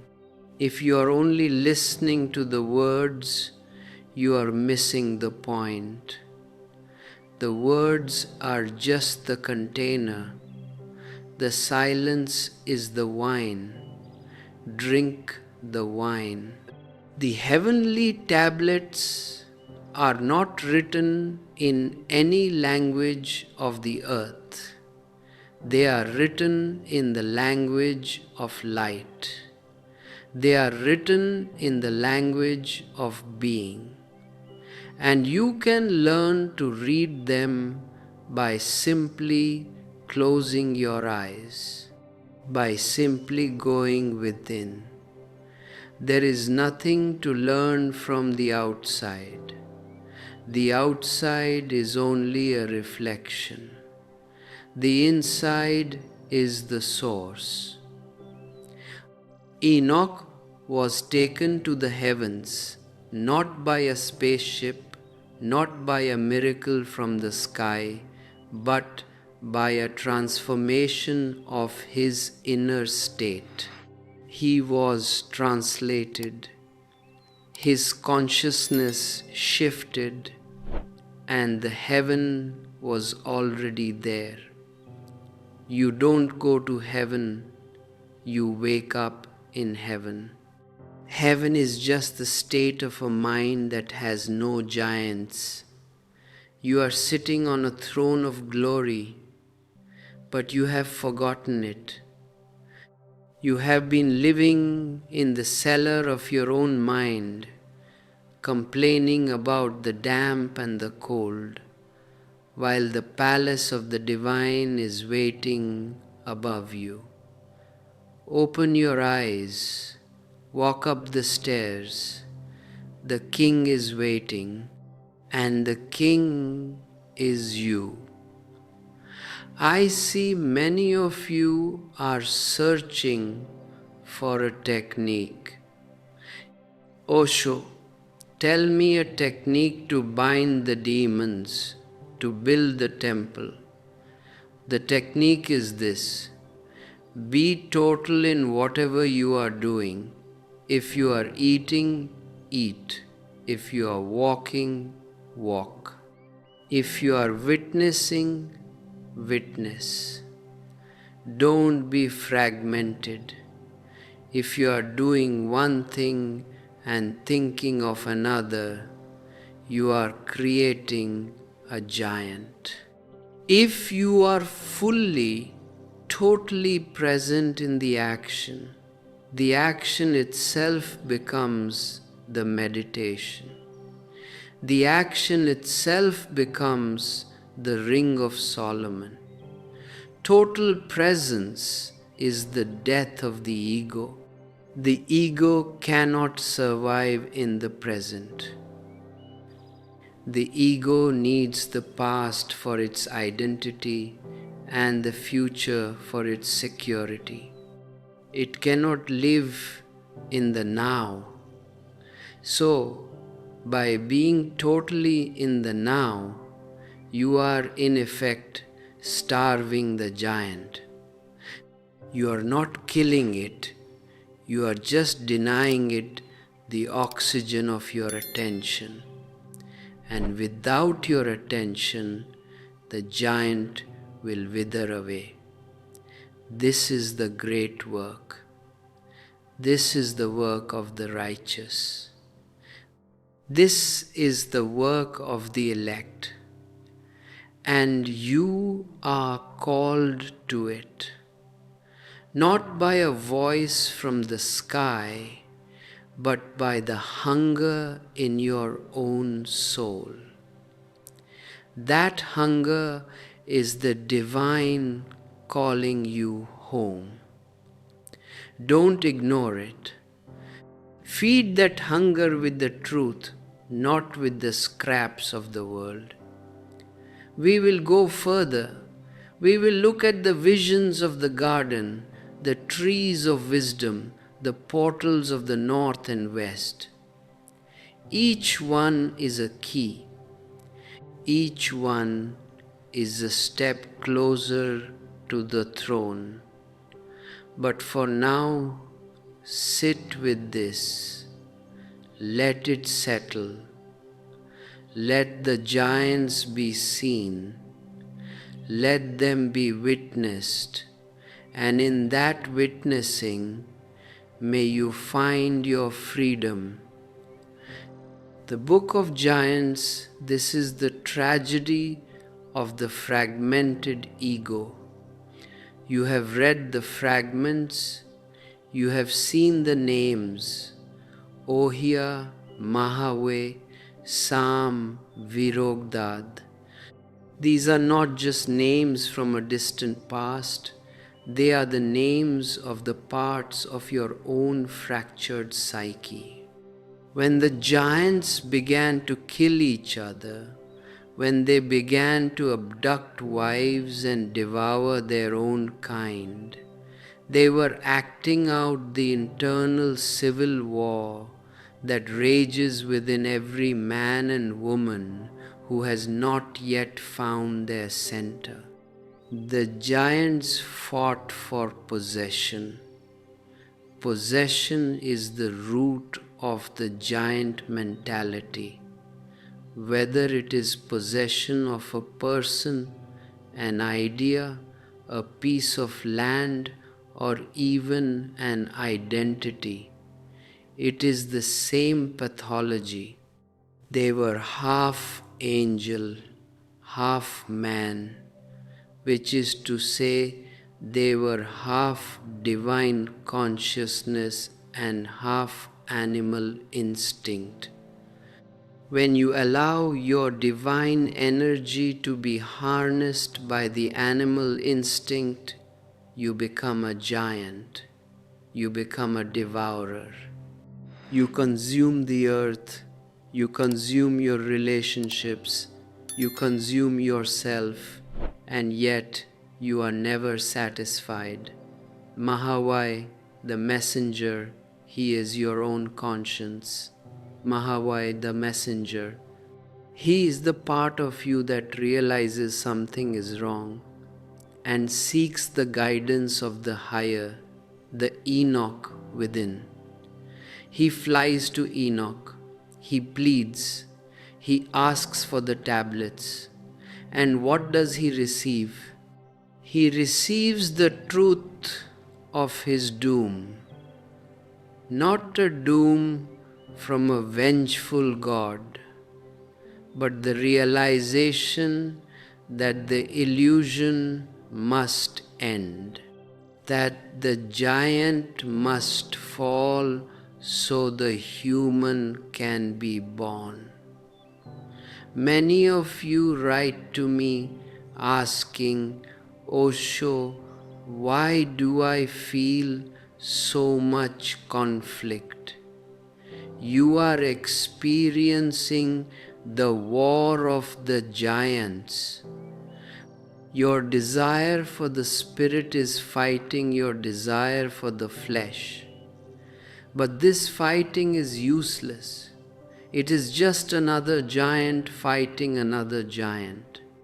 The secret is not to win the war, but to transcend the battlefield. And look at the civil war mentioned in the fragments. The brothers killing brothers, the fathers slaying the sons. This is the history of your own mind. You slay your potential in the name of your security. You slay your truth in the name of your status.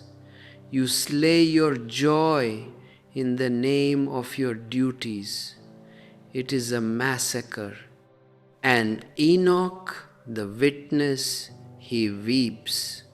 He weeps not because of the cruelty, but because of the futility. When the giants finally perished, when the flood of reality, the flood of the divine washed away the illusion, the energy did not disappear. The energy transformed into evil spirits. The text says these spirits are the roaming, disembodied energies of the giants who have no rest. They are the thoughts, the cravings, the memories, the unfulfilled ambitions that hang around the mental atmosphere of the earth. You are surrounded by these spirits, not ghosts in the graveyard, but the collective conditioning of humanity.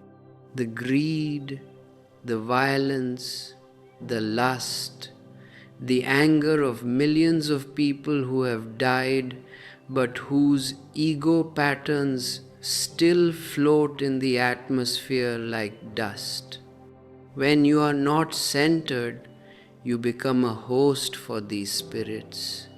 You think you are angry, but you are just catching the collective anger of the world. You think you are greedy, but you are just tuning into the collective frequency of the market. This is the meaning of being possessed.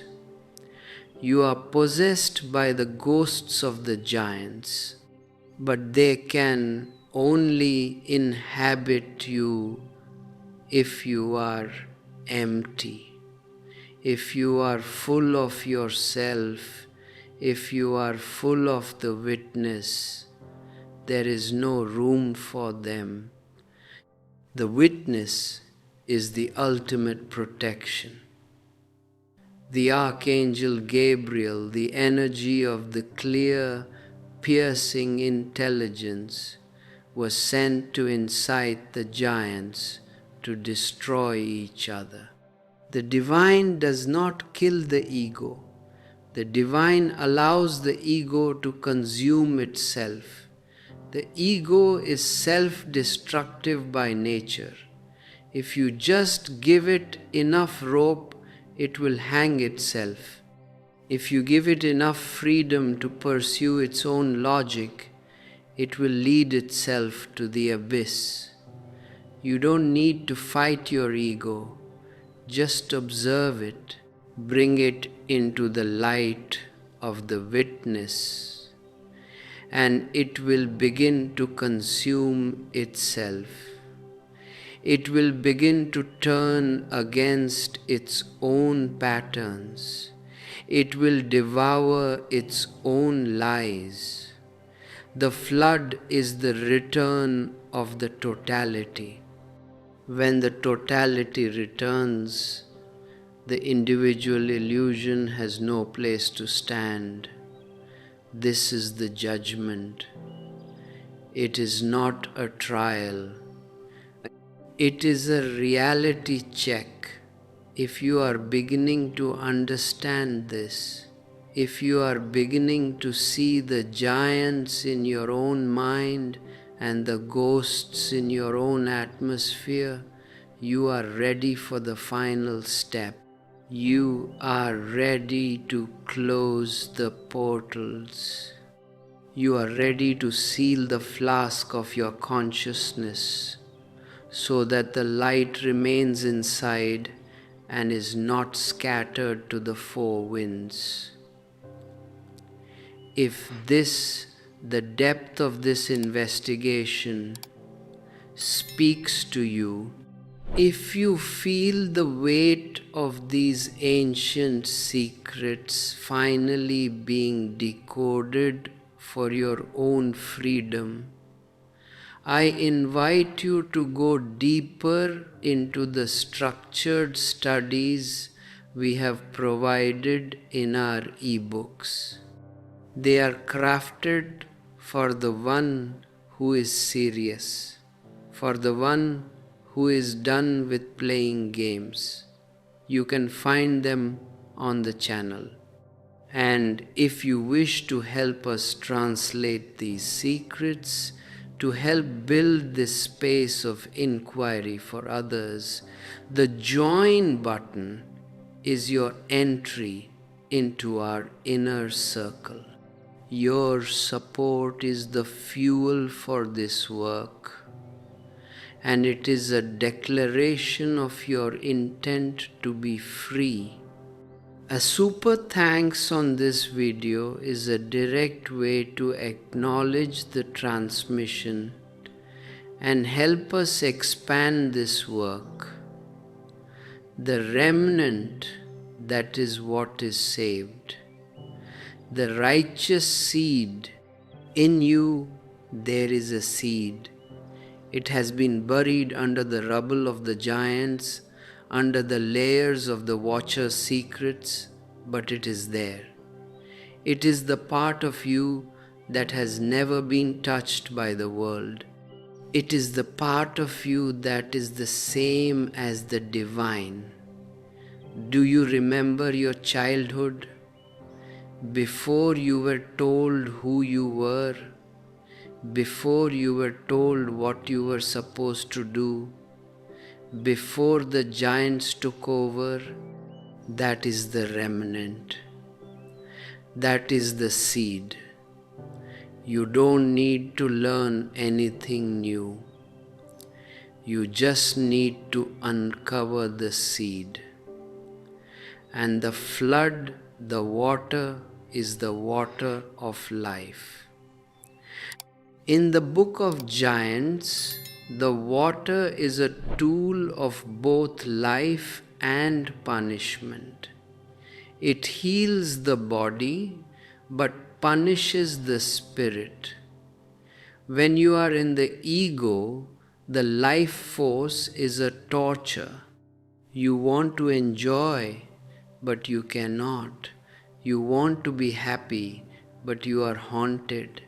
But when you are in the witness, the same energy becomes the nectar of the gods. The same water that drowns the ego refreshes the soul. The Leviathan and the Behemoth, the monsters of the sea and the desert, These are the energies of the depths and the heights. They are the unconscious and the superconscious. When you are grounded, when you are not identifying with the monster is simply a part of the landscape. It is not an enemy, it is a feature. This is the maturity of the spiritual life. You stop demonizing your demons. You stop fighting your shadows. You see that even the shadow is a child of the light. You see that even the devil is a fallen angel. And once you see that, the fall is over. The redemption has begun. In those days, the earth shall give back that which has been entrusted to it. What has the earth been holding for you? It has been holding your memories. It has been holding your pain. It has been holding your life energy. When you surrender, the earth gives it back. The energy that was trapped in your trauma, the energy that was trapped in your grievances is released, and that energy becomes your life force. That energy becomes your joy. You have spent so much time burying your treasures in the earth, and now you are afraid to dig them up because you fear the stench of the decay. Dig them up. The stench is only the old skin. The treasure is the gold of your own consciousness. The story of the ark is a story of a journey from the old to the new. Noah enters the ark with his house, his inner household, and he comes out on a new earth. The old world of the giants has been washed away. This is a possibility for every human being. You can step out of the old world of the giants, of the ego, of the conditioned mind, and step onto the new earth of awareness. Is it difficult? It is impossible if you try to do it with your mind. But it is inevitable if you stop doing and just be. Blessed are ye, ye righteous and elect, for glorious shall be your lot. You are the elect, not because you were chosen by a God in the sky, but because you have chosen yourself. You have chosen the path of the witness. You have chosen the path of the truth. That is the election. That is the grace. And when you walk this path, you will see the world differently. You will see that everything is in its place. The thunder is in its place. The lightning is in its place. The rain is in its place. Even the suffering is in its place. It is all a dance. It is all a leela. It is all the play of the one who has become the many. Do not be serious. If you are serious, you are a giant. The divine is playful. The divine is a dancer. Dance with your demons. Dance with your giants. Watch them. Laugh at them. And you will see how they dissolve into the rhythm of the music. And all the kings and the mighty and the exalted and those who rule the earth shall fall down before him on their faces and worship and set their hope upon that Son of Man. Who is the Son of Man? It is the one who has mastered the humanity. It is the one who has reached the pinnacle of being human. It is the fully realized human being. The King within you is the Son of Man. When you worship the King within, when you give your total attention to the presence within, the ego, the king of the earth, falls. It collapses. You are not the king of the earth. You are the king of the kingdom of heaven. The kingdom of heaven is within you, and that kingdom is now.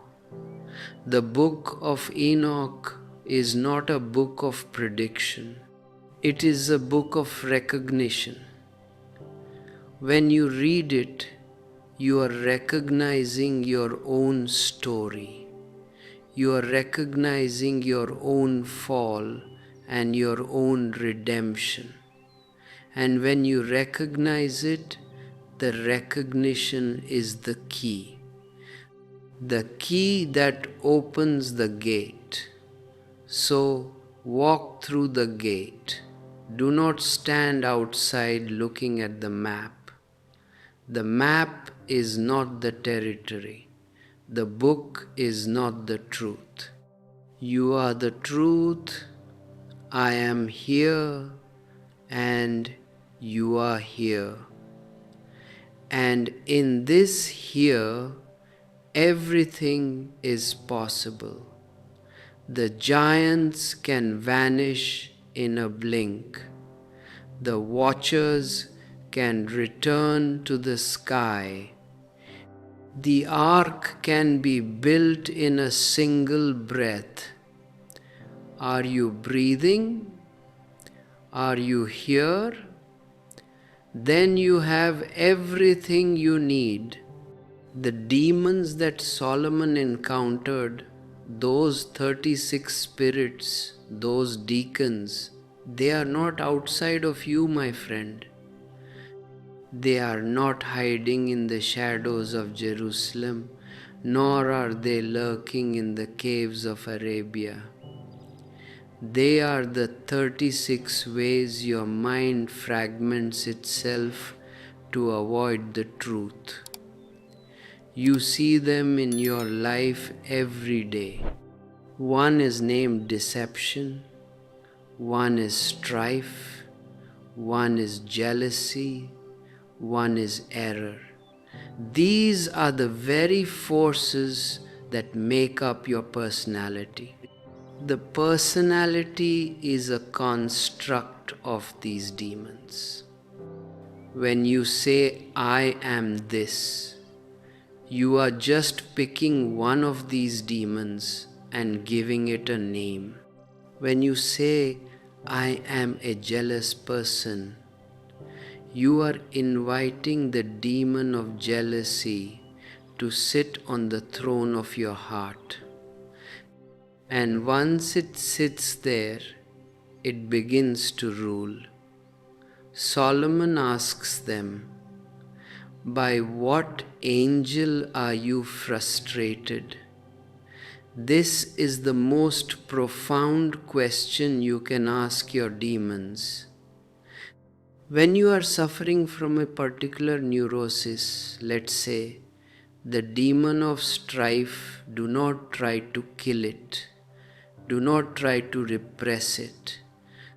Ask it, who is the angel that frustrates you? What is the quality of consciousness that makes you vanish? For every demon has its opposite in the realm of the divine. For every shadow there is a light that casts it. For the demon of strife, the angel is Baruchiachal, the angel of blessing, the angel of the recognition of the other. When you bless the one you are in strife with, the demon of strife finds no place to stand. It vanishes. The mind is a theater of these spirits. It is a crowded room, and you are not even the master of the house. You are a guest in your own mind, being pushed around by these 36 spirits. Solomon the Master brought them all into the light of his awareness. He didn't just cast them away, he made them work. This is the secret. You cannot just discard the energy of your demons. You must transform it. You must make them work for the building of the temple. Your jealousy, when bound by the ring of awareness, becomes the energy to seek the truth. Your anger, when bound by the ring of awareness, becomes the energy to break the chains of your conditioning. You see, the energy is neutral. It is the ego that gives it a negative direction. If you use your energy to destroy, it is a demon. If you use your energy to create, to inquire, to be present, it is an angel. The same fire that burns the house can also cook your food. Do not curse the fire, master the stove. And Solomon's fall, this is the most important lesson in the whole book. After all his wisdom, after all his mastery, he lost the ring. He lost the awareness because of a woman, because of the Jebusean princess, because of desire. Do not think you are immune. If Solomon can fall, you can fall. The ego is always waiting in the bushes, ready to steal the ring. The moment you think you are there, the moment you think you are an enlightened being, the moment you develop a spiritual pride, that is the moment the demon of pride steals the ring. Solomon was tempted to worship the gods of Moloch. Moloch is the god of sacrifice, the god of sacrificing the present for the future, sacrificing the individual for the collective, sacrificing the truth for the image. Whenever you sacrifice your peace for your image, you are worshipping Moloch. Whenever you sacrifice your authentic voice for the sake of being liked, you are worshipping Moloch. The ego is the ultimate Moloch. It demands that you burn your life on the altar of its vanity. If you are feeling the grip of these ancient traps, if you see that you have been worshipping the wrong gods, the gods of money, the gods of social approval, the gods of your own past, then know that the Temple of Solomon is the structure of your own inner life. It is not finished. It is never finished. You are the builder and you are the architect. Use the tools of awareness to bind the spirits of your past. Use the tools of meditation to turn the energy of your demons into the material for your temple. This is the deeper work. This is why we have made these resources available for you. The ebooks are not just intellectual fodder, they are architectural plans for your inner temple. They are designed to help you recognize which demon is currently occupying your house and how to invoke the angel to set you free. You can find these guides linked on our channel page. They are a way to deepen your study, to bring the teachings into your daily life. And if you wish to contribute to the construction of this channel, to help us keep this space of clarity open for the world, your super thanks or your choice to join and become a member is deeply appreciated. This is not just a digital interaction, it is a shared movement of light. Every contribution is a brick for the temple we are building together. The Queen of the South came to Solomon. She is the intuition. She is the seeker who knows that the mind cannot solve the mystery of life. Only the heart can. She traveled from the ends of the earth to hear the wisdom of Solomon. She represents the soul's journey back to the source. When you travel to the ends of the earth, when you look through all the philosophies, all the sciences, all the religions, and you finally come to the King, to the center of your own being, that is when you see the truth. She bowed low, not to Solomon the man, but to Solomon the state of consciousness. There is a point in the spiritual journey where all distinctions vanish. The teacher and the student become one. The king and the queen become one. The seeker and the sought become one. That is the point of no return. That is the point of the total surrender. And now the two witnesses. Revelation 11 speaks of the two prophets in sackcloth. You have been wondering who they are.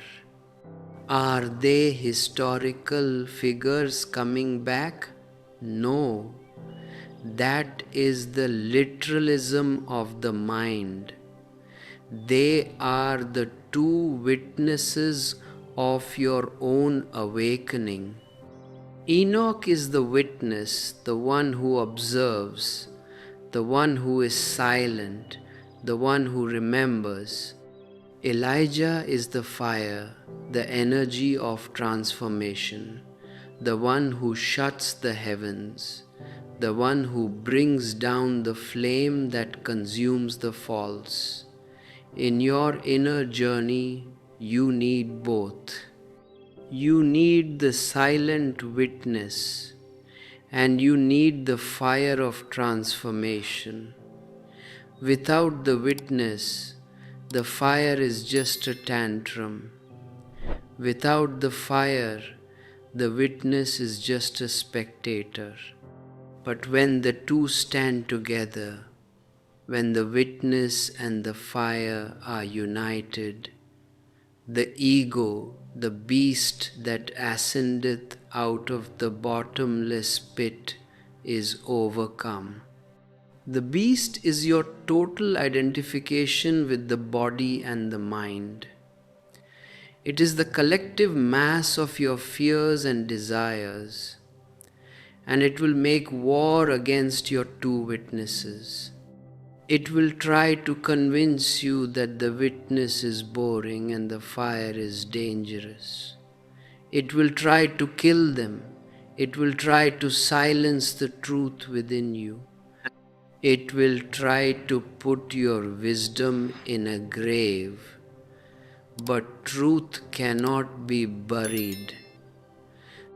And after 3 days and a half, the Spirit of life from God entered into them, and they stood upon their feet, and great fear fell upon them which saw them. This is the resurrection of your consciousness. When you have allowed the ego to kill your truth, and you have sat in the darkness of the grave for a few days, the days of your own doubt and despair, the truth will rise again. It will stand on its feet. It will be stronger than before, and this time it will not be silenced. And then the voice from heaven, "Come up hither." This is the ascension. This is the moment your consciousness leaves the level of the earth, the level of the giants, and returns to the level of the sky, the level of the source. And in that hour there is a great earthquake. The old structure of your life falls. The 10th part of your world collapses. And the remnant gives glory to the God of heaven. The remnant is the part of you that has survived the fire and the flood. It is the part of you that is ready to reign. The kingdoms of this world are become the kingdoms of our Lord and of His Christ. This is not the end of the world as a physical disaster. This is the end of the world of the ego. This is the moment your entire life becomes a manifestation of the divine. Your world, your work, your relationships, your very body, everything becomes the kingdom of God. Why do you wait for the end of the world? The end of the world is a daily event. You are ending your world every time you enter deep meditation. You are ending your world every time you let go of an attachment. You are ending your world every time you choose truth over comfort. Be the one who ends the world so that you can be the one who starts the beginning.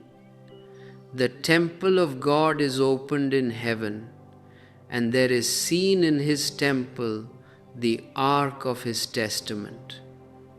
The temple is your own heart, and the ark of His testament is the truth you have found within.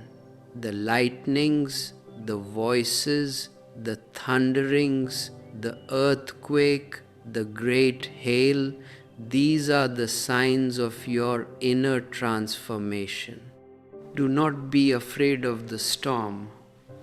The storm is just the clearing of the air.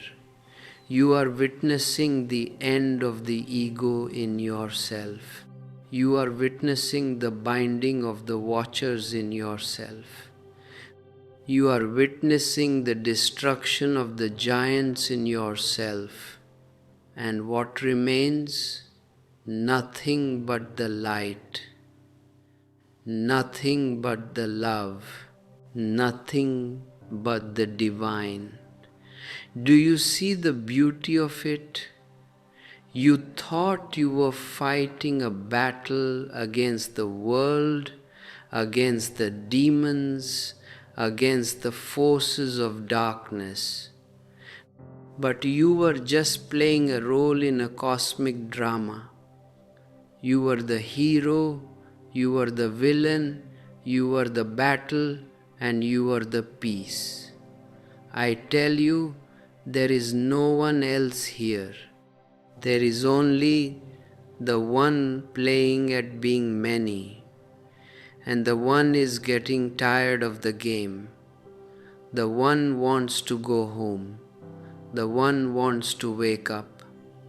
And that is why you are listening to these words. That is why your soul is thirsty. So, let it end. Let the story of your I come to its final page. Let the book of the giants be closed. And in the silence that follows, you will find the book of life. The angels are not coming to save you. You are the angel. The demons are not coming to destroy you. You are the demon. And you are the king who holds the ring. You are the witness who holds the sword. You are the creator of your own reality. Take the ring, bind the spirit of your past, start the construction of the temple, not for a future glory, but for the glory of the present moment. If you understand this, if the heart has leaped at the sound of these words, do not let it go. Carry this flame, protect this flame, because the world is cold, and it will try to extinguish your light. But you are the light, and the light cannot be extinguished. It can only be forgotten. Do not forget. Stay with the witness. Stay with the silence. Stay with the truth.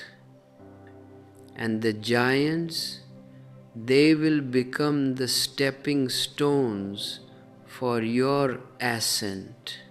The mountains Enoch climbed, the ones that stood at the ends of the earth, were not physical peaks. You cannot find them with a map.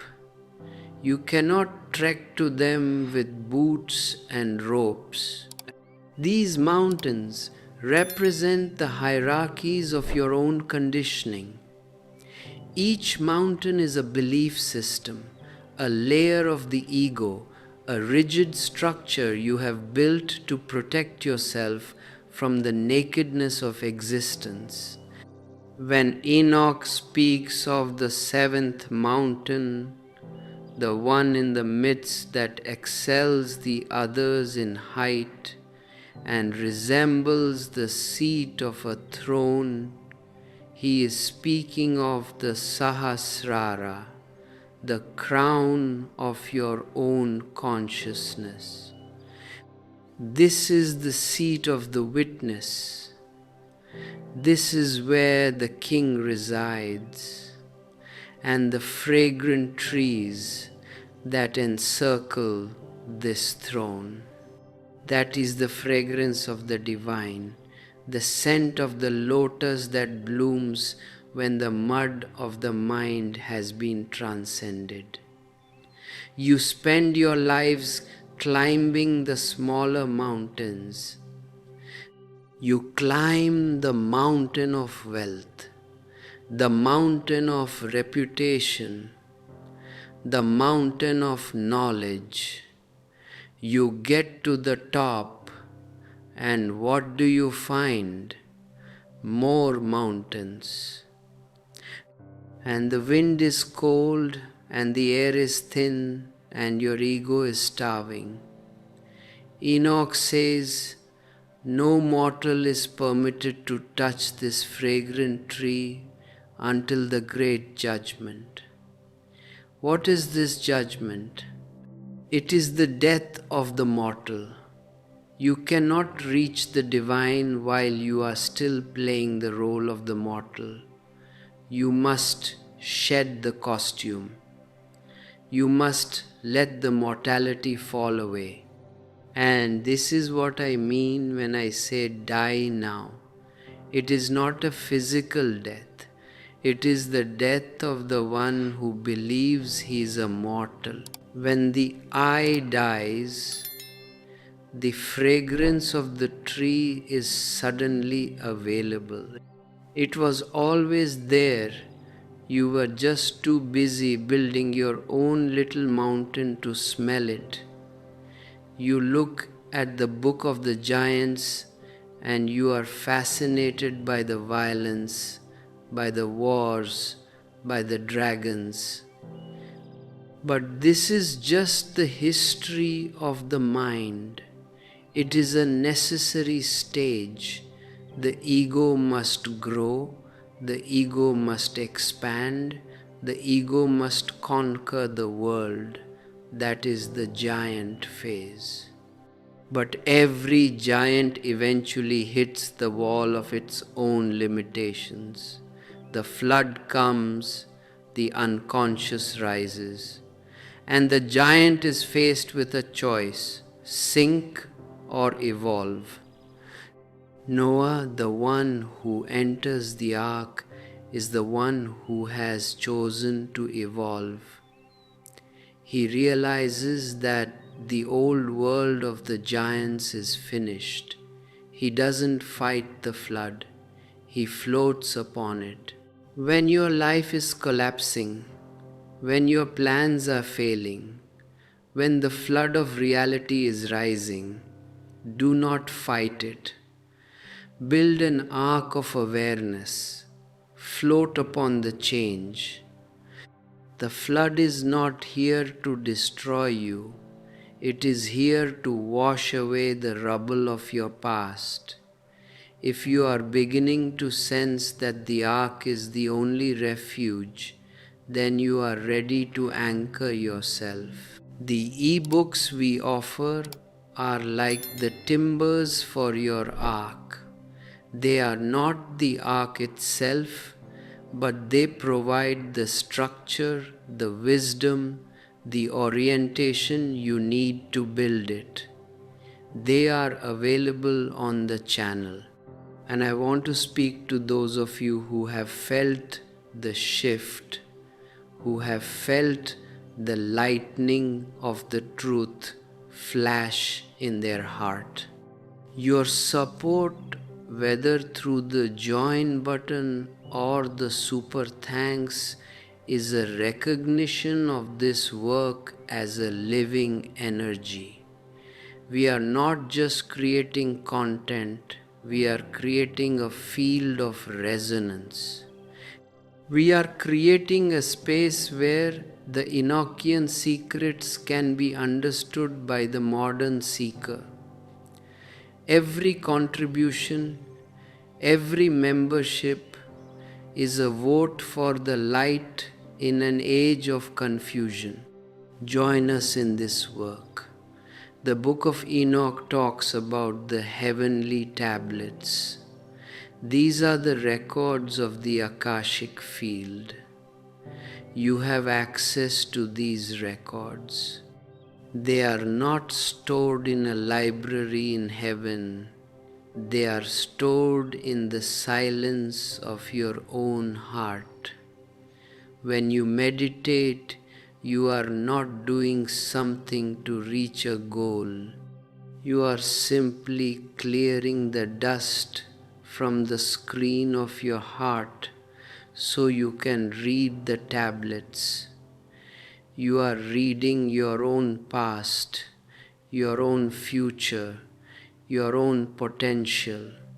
But be careful. The ego loves to read the tablets to predict the future. Will I be rich? Will I be happy? These are the questions of a giant. The Enochian wisdom is not for prediction, it is for liberation. It is to show you that there is no future, only the eternal now. When you look at the tablets, you see the patterns of the ego and you see them dissolving. That is the only prediction that matters. You ask about the watchers. Some of you are terrified of them, thinking they are alien forces that control humanity. This is a projection. The watchers are the projections. They are the energy of your own consciousness that has become stuck in the perception of form. When you stop projecting, the watchers return to the sky. When you take back your energy, the demons are bound. The struggle of the giants, Oya, Mahave, Gilgamesh, is the struggle of your own intellect trying to conquer the mystery. But the mystery cannot be conquered. It can only be entered. Gilgamesh sought immortality in the world and he failed. He only found when he stopped seeking. The immortality you are looking for is not the continuation of the ego for millions of years. That would be a curse. Immortality is to realize that you are already eternal. Why do you want the ego to last forever? The ego is a cage. The ego is a limitation. The ego is a series of walls. You should pray for the death of the ego, but you are afraid. You are afraid that if the ego dies, you will be gone. And I say to you, yes, the you know will be gone. And what a blessing that will be.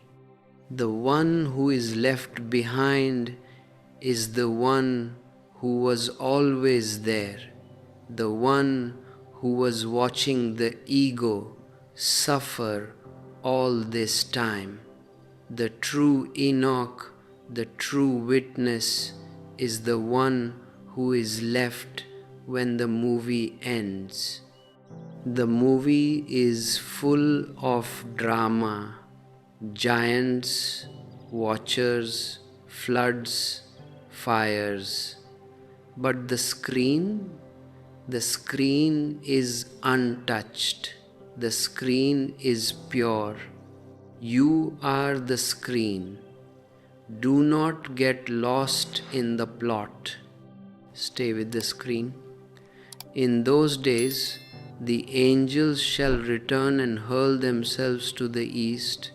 They shall stir up the kings. They shall rouse them from their thrones. The kings are the dominant thoughts of your mind, the thoughts that dictate your actions, the thoughts that sit on the throne of your identity. When the energy of awareness, the angels, descends, it stirs up the mind. It causes chaos. It breaks the old patterns. This is why meditation is sometimes difficult. It is the war of the angels against the ego.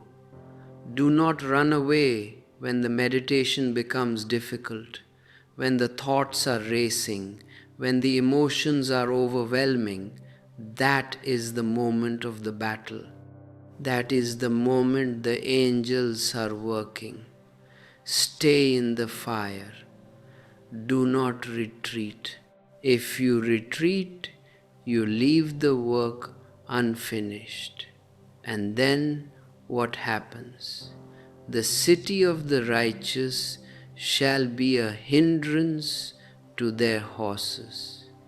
The city of the righteous is the body of the awakened one, and the horses of the ego they find no foothold there. The body of the one who is centered is protected, not by walls, but by the absence of an target. If you are nobody, who can they attack? This is the protection of the sage. He is invisible to the ego. He is not in the game. And because he is not in the game, he is untouchable. And I saw there a burning fire which ran without resting. And I asked, saying, what is this which rests not? This is the energy of desire, the river of life that never stops, that never sleeps. It is the fire that keeps the universe in motion. You cannot stop the fire. You can only harmonize with it. When you fight the fire, you are burnt. When you become the fire, you are the dancer. Enoch blessed the Lord of glory, the eternal King, who hath prepared such things for the righteous. You see, the universe is not indifferent. The universe is a garden, and it is prepared for the one who is awake. But you must be awake to see it. If you are asleep, you see only thorns. If you are awake, you see the tree of wisdom. The tree of wisdom, the tree of knowledge, it is not outside of you. It is in the center of the garden, and the garden is your heart. The fruit of the tree is not a physical fruit. It is the realization of your own nature. It is the I am. But you have eaten of the fruit of the ego, and that is why your eyes were opened to the nakedness of the world. You feel vulnerable, you feel exposed, you feel small. And so you hide. You hide behind your social persona, behind your qualifications, behind your achievements. You are still hiding in the bushes of the garden. Come out. The divine is not looking for your excuses. The divine is not looking for your apologies. The divine is looking for your presence. The stars of heaven come forth, and Enoch counted the portals out of which they proceed. He wrote down all their outlets. This means he understood the geometry of existence. He understood the laws of the mind. He understood that every thought has a portal, a sense, a trigger, a habit.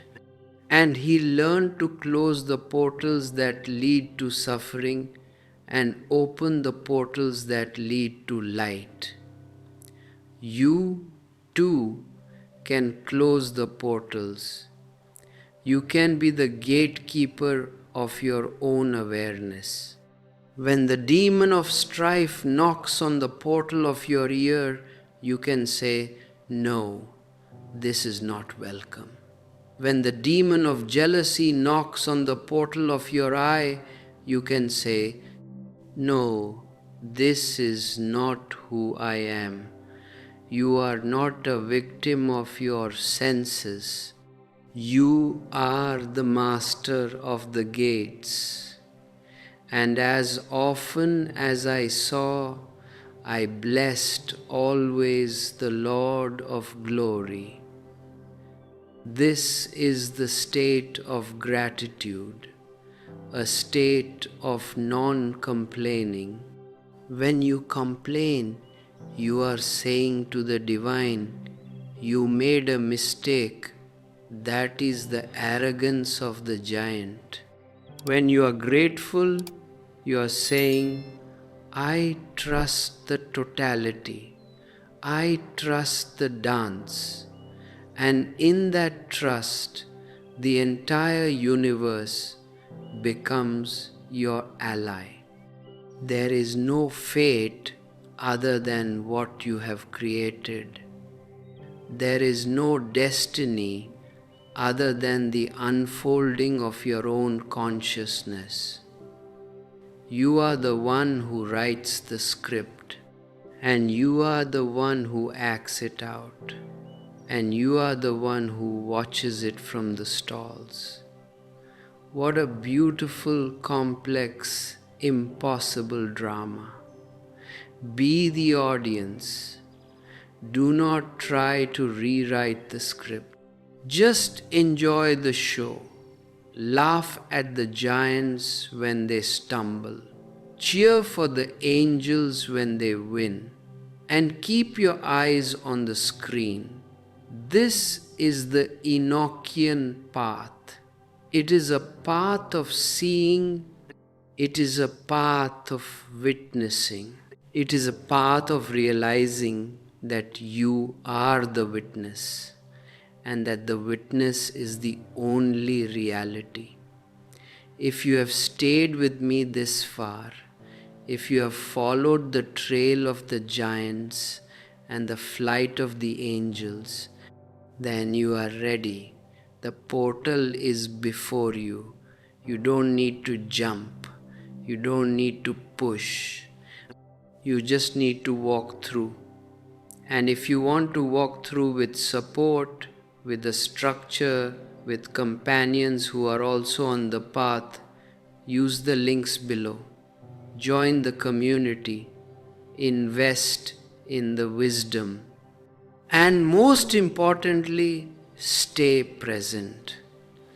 The work is not done until the ego is completely dissolved, and the ego is persistent. So, stay vigilant, stay awake. The second parable, it was about those who deny the name of the Lord of Spirits, not the Lord of the Bible, not the Lord of the Quran, not the Lord of any temple. The Lord of Spirits is the consciousness itself. If you deny your own consciousness, you are lost. If you deny the light within, you are living in the dark. Do not deny yourself. Do not betray yourself. That is the only sin. To be anything less than what you are, that is the sin. You have the ring of Solomon. You have the wisdom of Enoch. You have the fire of Elijah. You have everything you need. What are you waiting for? Start now. The dance is already beginning. The music is playing. Join in. Enoch, at the end of his cycle, calls to his children, and he calls to you. He says, "Call to me all thy brothers, and gather together to me all the sons of thy mother, for the word calls me, and the Spirit is poured out upon me, that I may show you everything that shall befall you forever." This calling is the calling of the awakened consciousness. When a master awakens, he cannot keep it to himself. It is not an achievement that you hide in a box. It is a light that must spread. And you are his children. not by blood, not by race, not by religion, but by the hunger for truth. If you are hungry, you are His child. If you are thirsty, you are the generation He is speaking to. He tells them to love uprightness and to walk therein. But He warns them, draw not nigh to uprightness with a double heart, and associate not with those of a double heart. This double heart, this is the sickness of the modern mind. You want the world and you want God. You want the pleasure of the ego and you want the peace of the soul. You want to serve two masters. And Enoch, with the clarity of a mountain air, tells you this is impossible. You must be single-hearted. You must be total. This double-heartedness is the root of all your anxiety. You are standing with one foot in the river of time and one foot in the ocean of eternity, and you are being torn apart. You are trying to be a good person and a successful person at the same time. And the definitions of good and successful in your world are contradictory. To be successful in the marketplace of the giants, you must be cunning, you must be aggressive, you must be a giant yourself. To be good in the eyes of the divine, you must be simple, you must be vulnerable, you must be empty. How can you be both? You cannot. You must choose. And the choice is not between two things in the world. The choice is between your conditioned self and your essential being. Enoch promises that uprightness shall guide you on good paths, and righteousness shall be your companion. But remember, this righteousness is not a set of rules. It is the alignment with the Tao, with the nature of things. When you are in harmony with the whole, you are upright. When you are fighting the whole, you are crooked, you are a giant. Enoch sees that violence must increase on the earth, and all unrighteousness must come to an end because it is cut off from its roots. The roots of the giant are the ego, and the ego has no root in reality. It is a weed. It grows quickly, it makes a lot of noise, it takes up a lot of space, but it has no depth. That is why it is so easy to destroy. The truth, however, is a tree. It grows slowly. It is quiet. It is deeply rooted in the soil of existence. You do not need to fight the weeds of your ego. You only need to nourish the tree of your soul. When the tree grows, the weeds will naturally disappear. They will be starved of the light. This is the process of transformation. If you try to pull out the weeds, you will just stir up the soil and create more mess. Just focus on the light. Just focus on the witness. Just focus on the presence. That is all. It is the simplest thing in the world, and that is why you find it the most difficult.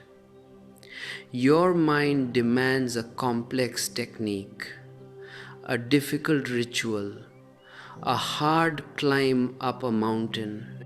It does not want to believe that the solution is just to be. But the truth is simple, and the simple is the most profound. If you are struggling with this simplicity, if you feel that the weight of the giants is too heavy to bear, this is why I recommend the guided study found in our ebooks.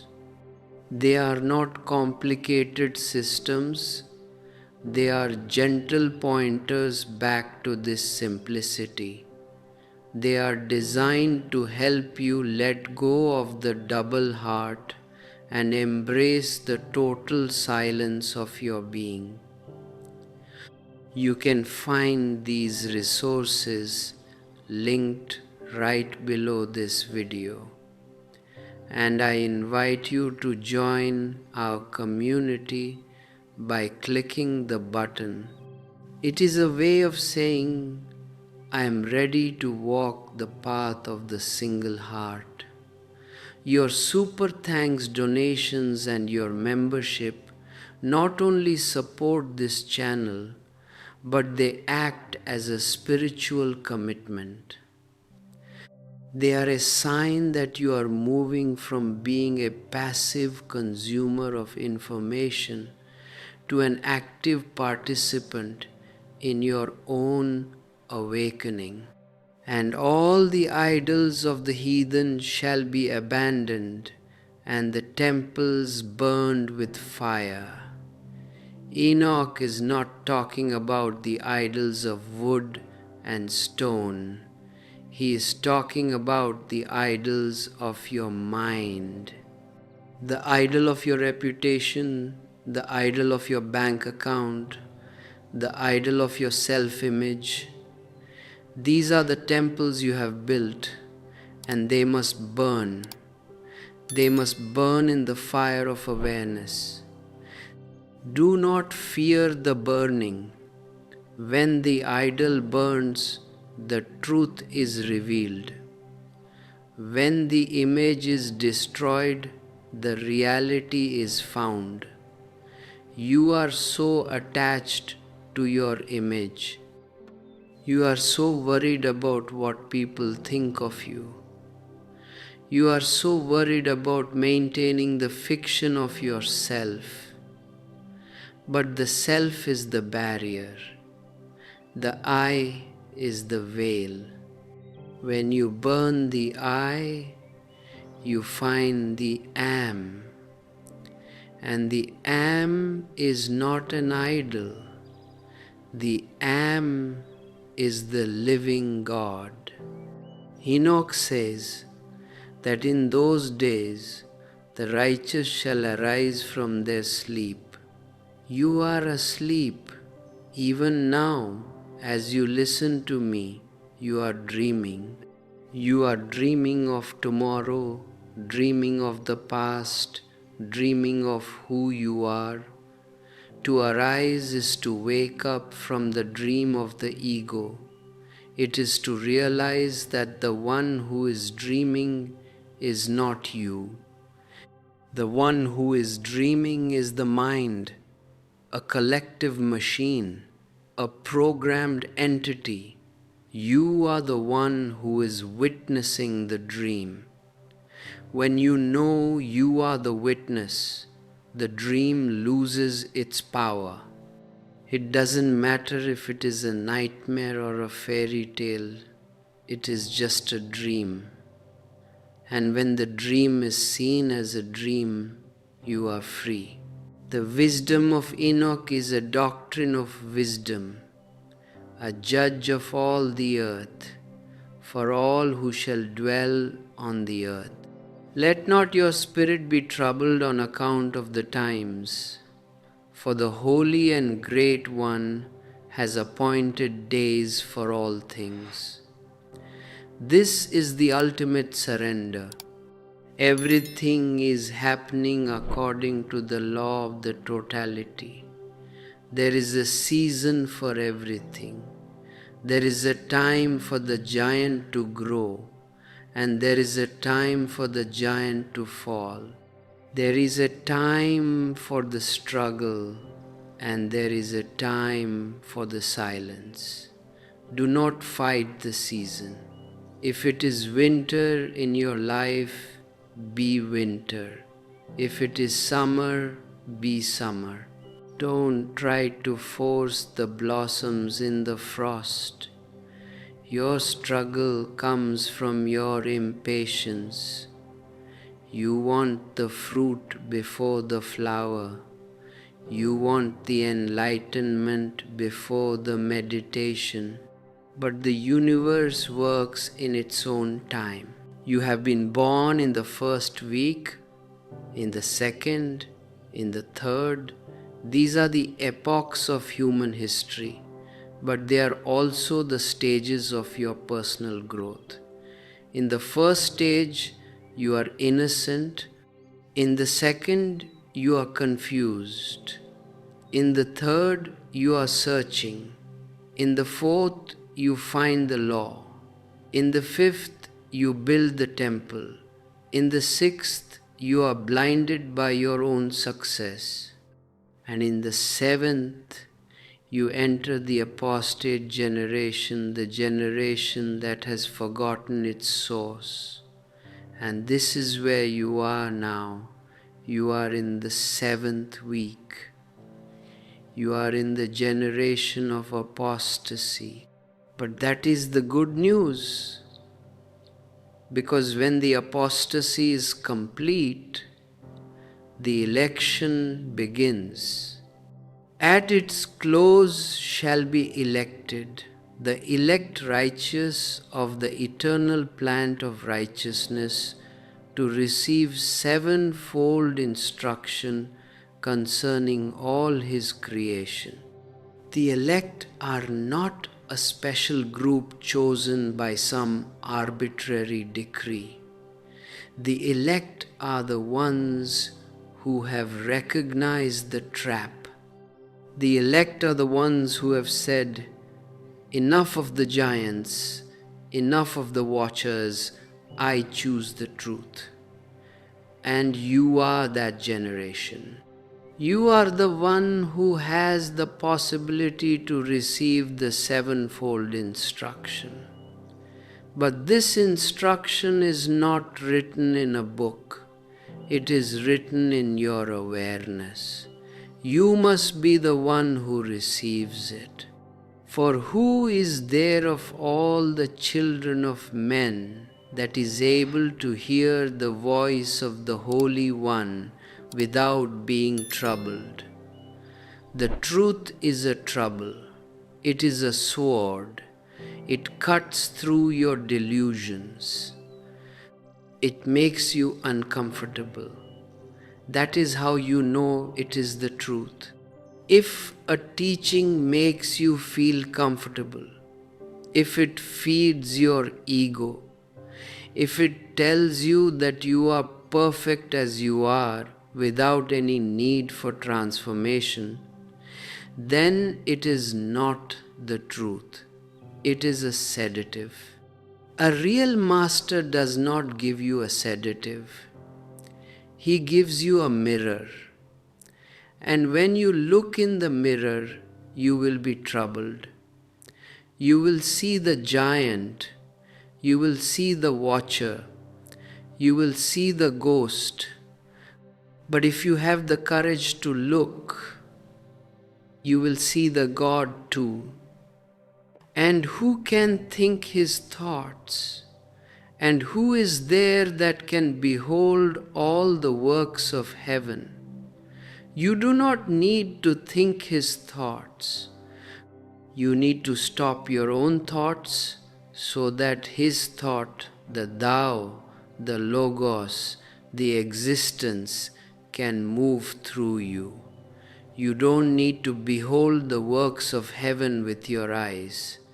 You are the heaven. You are the works. Everything you see is a reflection of your own being. When you see a tree, you are seeing a part of yourself. When you see the stars, you are seeing a part of yourself. The breadth and the length of the earth are the dimensions of your own consciousness. You are infinite. Stop limiting yourself to the cage of the body-mind. Enoch says, "Love righteousness and walk therein." Love is the only medicine, not a romantic love, not a conditional love, but the love of the truth. The love that is an attraction to the source. Walk in that love. If you walk in love, you cannot walk in violence. The two are mutually exclusive. You cannot be violent when you are rooted in love, because you see yourself in the other. You see the same divine sparking in the giant, in the sinner, in the saint, in the tree, in the dog. How can you be violent to yourself? Woe to those who build unrighteousness and oppression and lay deceit as a foundation. For they shall be suddenly overthrown, and they shall have no peace. This is not a threat from God. This is the law of the universe. If you build your house on the sand of deceit, the tide will eventually come. It is not personal, it is physics. You cannot have peace if your foundation is a lie.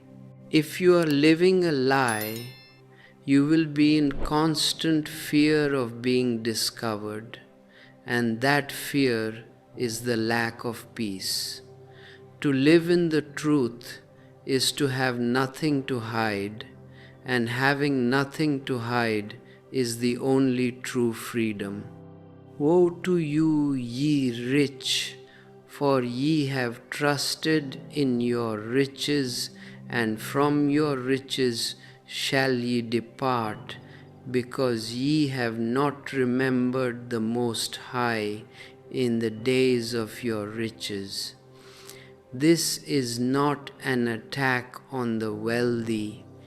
This is a warning to anyone who is attached to the riches of the ego, be it money, knowledge, reputation, or power. Whatever you are attached to becomes your master, and you will have to leave it. You cannot take your bank account to the grave. You cannot take your PhD to the grave. You cannot take your reputation to the grave. The only thing that stays is your consciousness. So be rich in consciousness. Be rich in the silence. Be rich in the love. These are the only riches that follow you beyond the veil. Oh, that mine eyes were a cloud of waters, that I might weep over you and pour down my tears as a cloud of waters, that so I might rest from my trouble of heart. This is the compassion of the Master. He is not judging you. He is weeping for you. He sees that you are drowning in your own pool of illusion, and He wants to save you. but he cannot save you. He can only show you how to swim. You have to do the swimming. And the swimming is just the act of being present. Just float. Don't fight the water. Be the water. Do not fear the sinners, Enoch says. Do not fear the giants. They are just shadows, and shadows have no power against the sun. If you have the sun of awareness, the shadows will not only disappear, they will become the source of your light. Because even the shadow proves the existence of the light. Without the light, there is no shadow. So even the giant, even the demon, even the watcher, they are all a testament to the fact that you are the light. They are just the darkness that defines the light. When the day of tribulation comes, when the bubble of your ego bursts, your children shall mount and rise as eagles. This is the transcendence. The children are the new possibilities of your life, the new energies that arise when the old self is gone. They will rise higher than the giants. They will rise into the crevices of the earth, into the secret places of your own divinity, where no giant can reach. This is the safety. The safety is in the heights of the Spirit. Healing shall therefore be far from you because of your sins. Healing is not something you get from outside. Healing is the restoration of the wholeness. Sin is just the refusal to be whole. You have separated yourself, and in that separation you are sick, you are diseased, you are not at ease with the whole. Come back to the whole, and in that coming back, you are healed. Blessed are all they who accept the words of wisdom and understand them, and observe the paths of the Most High, and walk in the path of His righteousness, and become not godless with the godless, for they shall be saved. Saved from what? Saved from yourself. Saved from the illusion, saved from the prison of the giants. This is the only salvation that exists. There is no other salvation. You don't need to be saved from God. You need to be saved from your own ignorance. The day of the great judgment is not at the end of time. The judgment is now. Every moment is a moment of judgment. You are judging yourself. You are choosing in every breath between the giant and the angel. That is the judgment. And it is happening in the marketplace, in the office, in the home. Do not wait for a heavenly court. You are the judge, and you are the accused, and you are the advocate, and the verdict is up to you. Choose the light, choose the truth, choose the witness. The angels are looking at you. They are not waiting to punish you. They are waiting for you to invite them in. They are the potential of your own being, waiting for the permission to manifest. Give them the permission. Let the light take over. Let the love be the master. And you will see that the book of Enoch is not a book of old, but the book of your own life being written in the fire of the now. The mountain of the Lord, the seat of the throne of glory. This is not a geographic location you can visit on a map. It is the peak of your own awareness. When Enoch was taken up, he was taken into the essence of his own being. He was taken into the place where the I vanishes and only the is remains. You are all looking for this place. You seek it in books, in temples, in distant lands, in the words of teachers, in the hope of future salvation.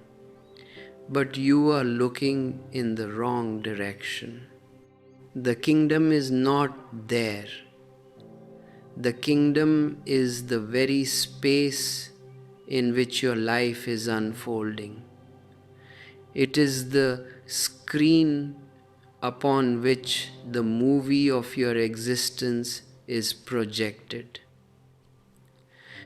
You have spent your entire life watching the movie. You have been so obsessed with the plot, with the characters, with the drama of the giants and the watchers, that you have forgotten you are the screen. And because you are identified with the plot, you are suffering. If the hero of your movie is crying, you are crying. If the hero is happy, you are happy. You are a puppet in the hands of your own projections. But the moment you turn your attention away from the screen and look at the projector, the moment you look at the source of your thoughts, the movie begins to lose its power. This is the meaning of Enoch's translation. It is the withdrawal of consciousness from the object back to the subject. And this is the work. It is not an intellectual exercise. It is a radical shift in your center of gravity. Most of you live in the periphery, in the circumference of the mind. You are always thinking, always planning, always judging. You need to come home. You need to drop into the center, and the center is silence. When you sit in meditation, do not try to empty your mind. That is a giant's effort. Just watch the mind. Watch it like you watch a busy street from a balcony. You don't have to control the traffic. You don't have to stop the cars. You just observe, and as you observe, you will realize that you are not the traffic. You are the space. You are the balcony. This is the great secret of the Enochian wisdom, the separation of the witness from the witnessed. Once you see the separation, you are already free. The giant, the ego, can no longer touch you because you are not him.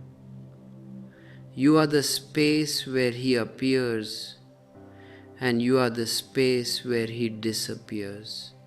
I see many of you are beginning to understand this. I see the light in your eyes, but do not be in a hurry. The mind loves to rush. It wants to finish the journey so it can go back to its old business. But there is nowhere to go. This journey is circular. It brings you back to where you started, but with a different set of eyes. If this transmission is helping you to stay grounded, if it is helping you to stay in the witness, then do not stop here. We have created deeper resources for you, the e-books we have mentioned, which are like compasses for this inner journey. You can find them on our channel page. They are not just for reading. They are for anchoring yourself in this truth. And I want to acknowledge those who have supported this work, your membership through the button, your super thanks contributions. These are not just funds. These are expressions of your commitment to the light. They are the energy that keeps this space open for everyone. Every time you support this, you are saying, yes, I am part of this waking up. And I slept in their midst, and I awoke and saw everything. This is the key.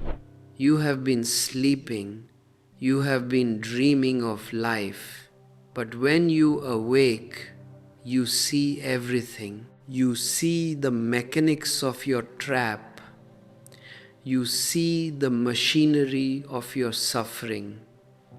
And in that seeing, the trap is broken. The giants, your habits, your conditioning, your traumas, they only exist in the sleep. In the waking, they are nowhere. They are like ghosts at dawn. When the sun of awareness rises, the ghosts vanish. They have no substance. You have given them substance with your belief. Stop believing in the giants. Stop believing in the story of me. Who is this me? Can you find him?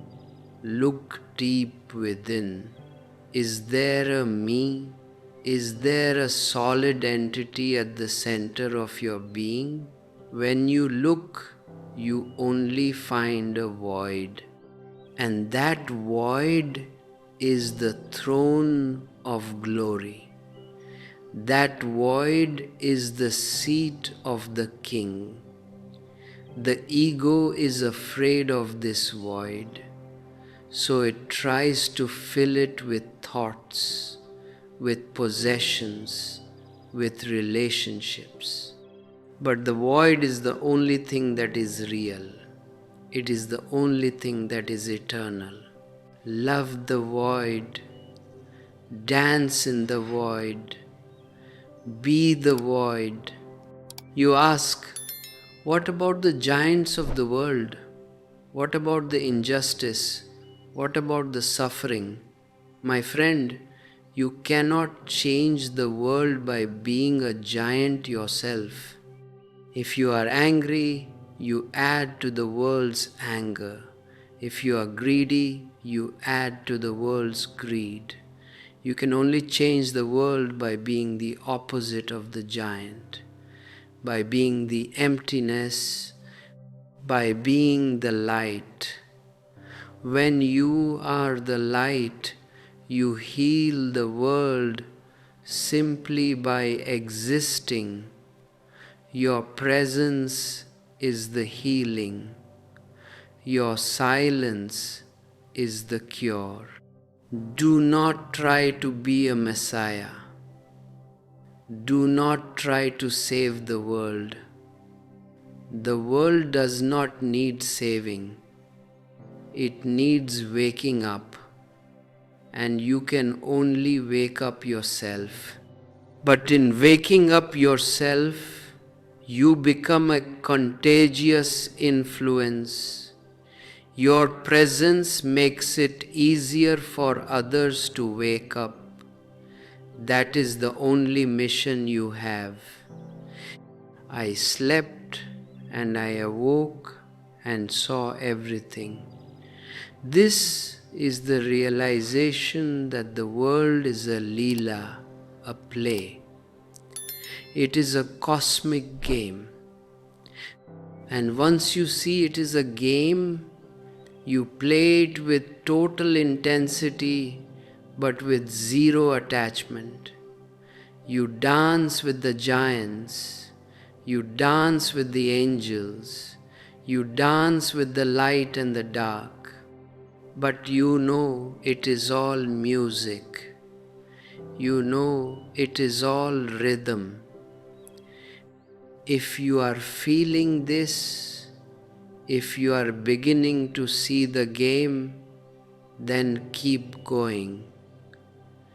Do not let the mind pull you back into the serious drama. Keep the sense of humor. Keep the sense of wonder. Keep the sense of the divine. The Enochian texts are a map for the descent and the ascent. The descent into the world of form and the ascent back to the source. You have already descended. You have already experienced the world. You have already been the giant. You have already been the watcher. Now you must make the ascent. The ascent is the process of shedding the expectations, shedding the roles, shedding the identity. It is a beautiful, painful, wonderful shedding. And at the end, you are left with nothing, and nothing is everything. You are sitting on a throne of stars, but you are looking for a seat on a bus. You are the infinite, but you are worried about your petty problems. Laugh at the absurdity of it. That laughter is the most holy thing you can do. The laughter of the awakened one is the sound of the giants falling. And remember, the angels are not just watching, they are working through you. When you are silent, the angel Raphael heals you. When you are clear, the angel Uriel guides you. When you are powerful, the angel Michael protects you. When you are pure, the angel Gabriel announces the truth. They are the powers of your own awakened soul. Stay with the silence. Stay with the witness. The world will try to pull you into the crowd. Stay in the crowd, but be alone. Walk in the marketplace, but stay in the temple of your heart. That is the way of the Master. That is the way of the Enoch. In those days, the righteous and elect shall have risen from the earth and ceased to be of downcast countenance. This is not a description of a future state. This is the state of the one who is here, now, awake. Look at the people around you. How many of them have a downcast countenance? How many of them are crushed by the weight of their own stories? And look at yourself. Are you downcast, or are you a reflection of the light? Choose the light. Choose the joy. Choose the celebration. Existence is a celebration. It is not a test. It is not a struggle. It is a festival. And you are the honored guest. There is nothing to prove.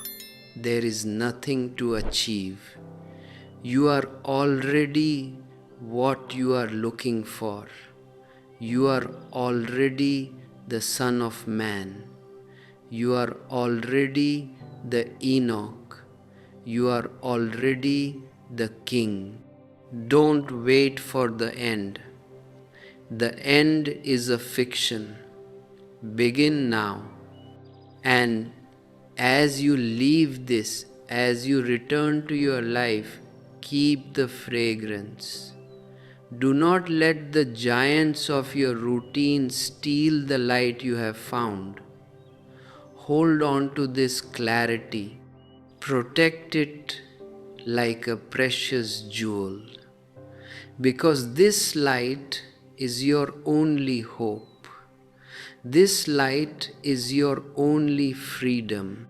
If you have found this series helpful, if you have felt the shift in your own consciousness, please share it. Not to promote a channel, but to spread the light. Let the words reach those who are still lost. And if you have reached this far, know that the path is now yours to walk. You don't need me anymore. You have the tablet within. You have the witness within. The work of the book of Enoch is not the book itself.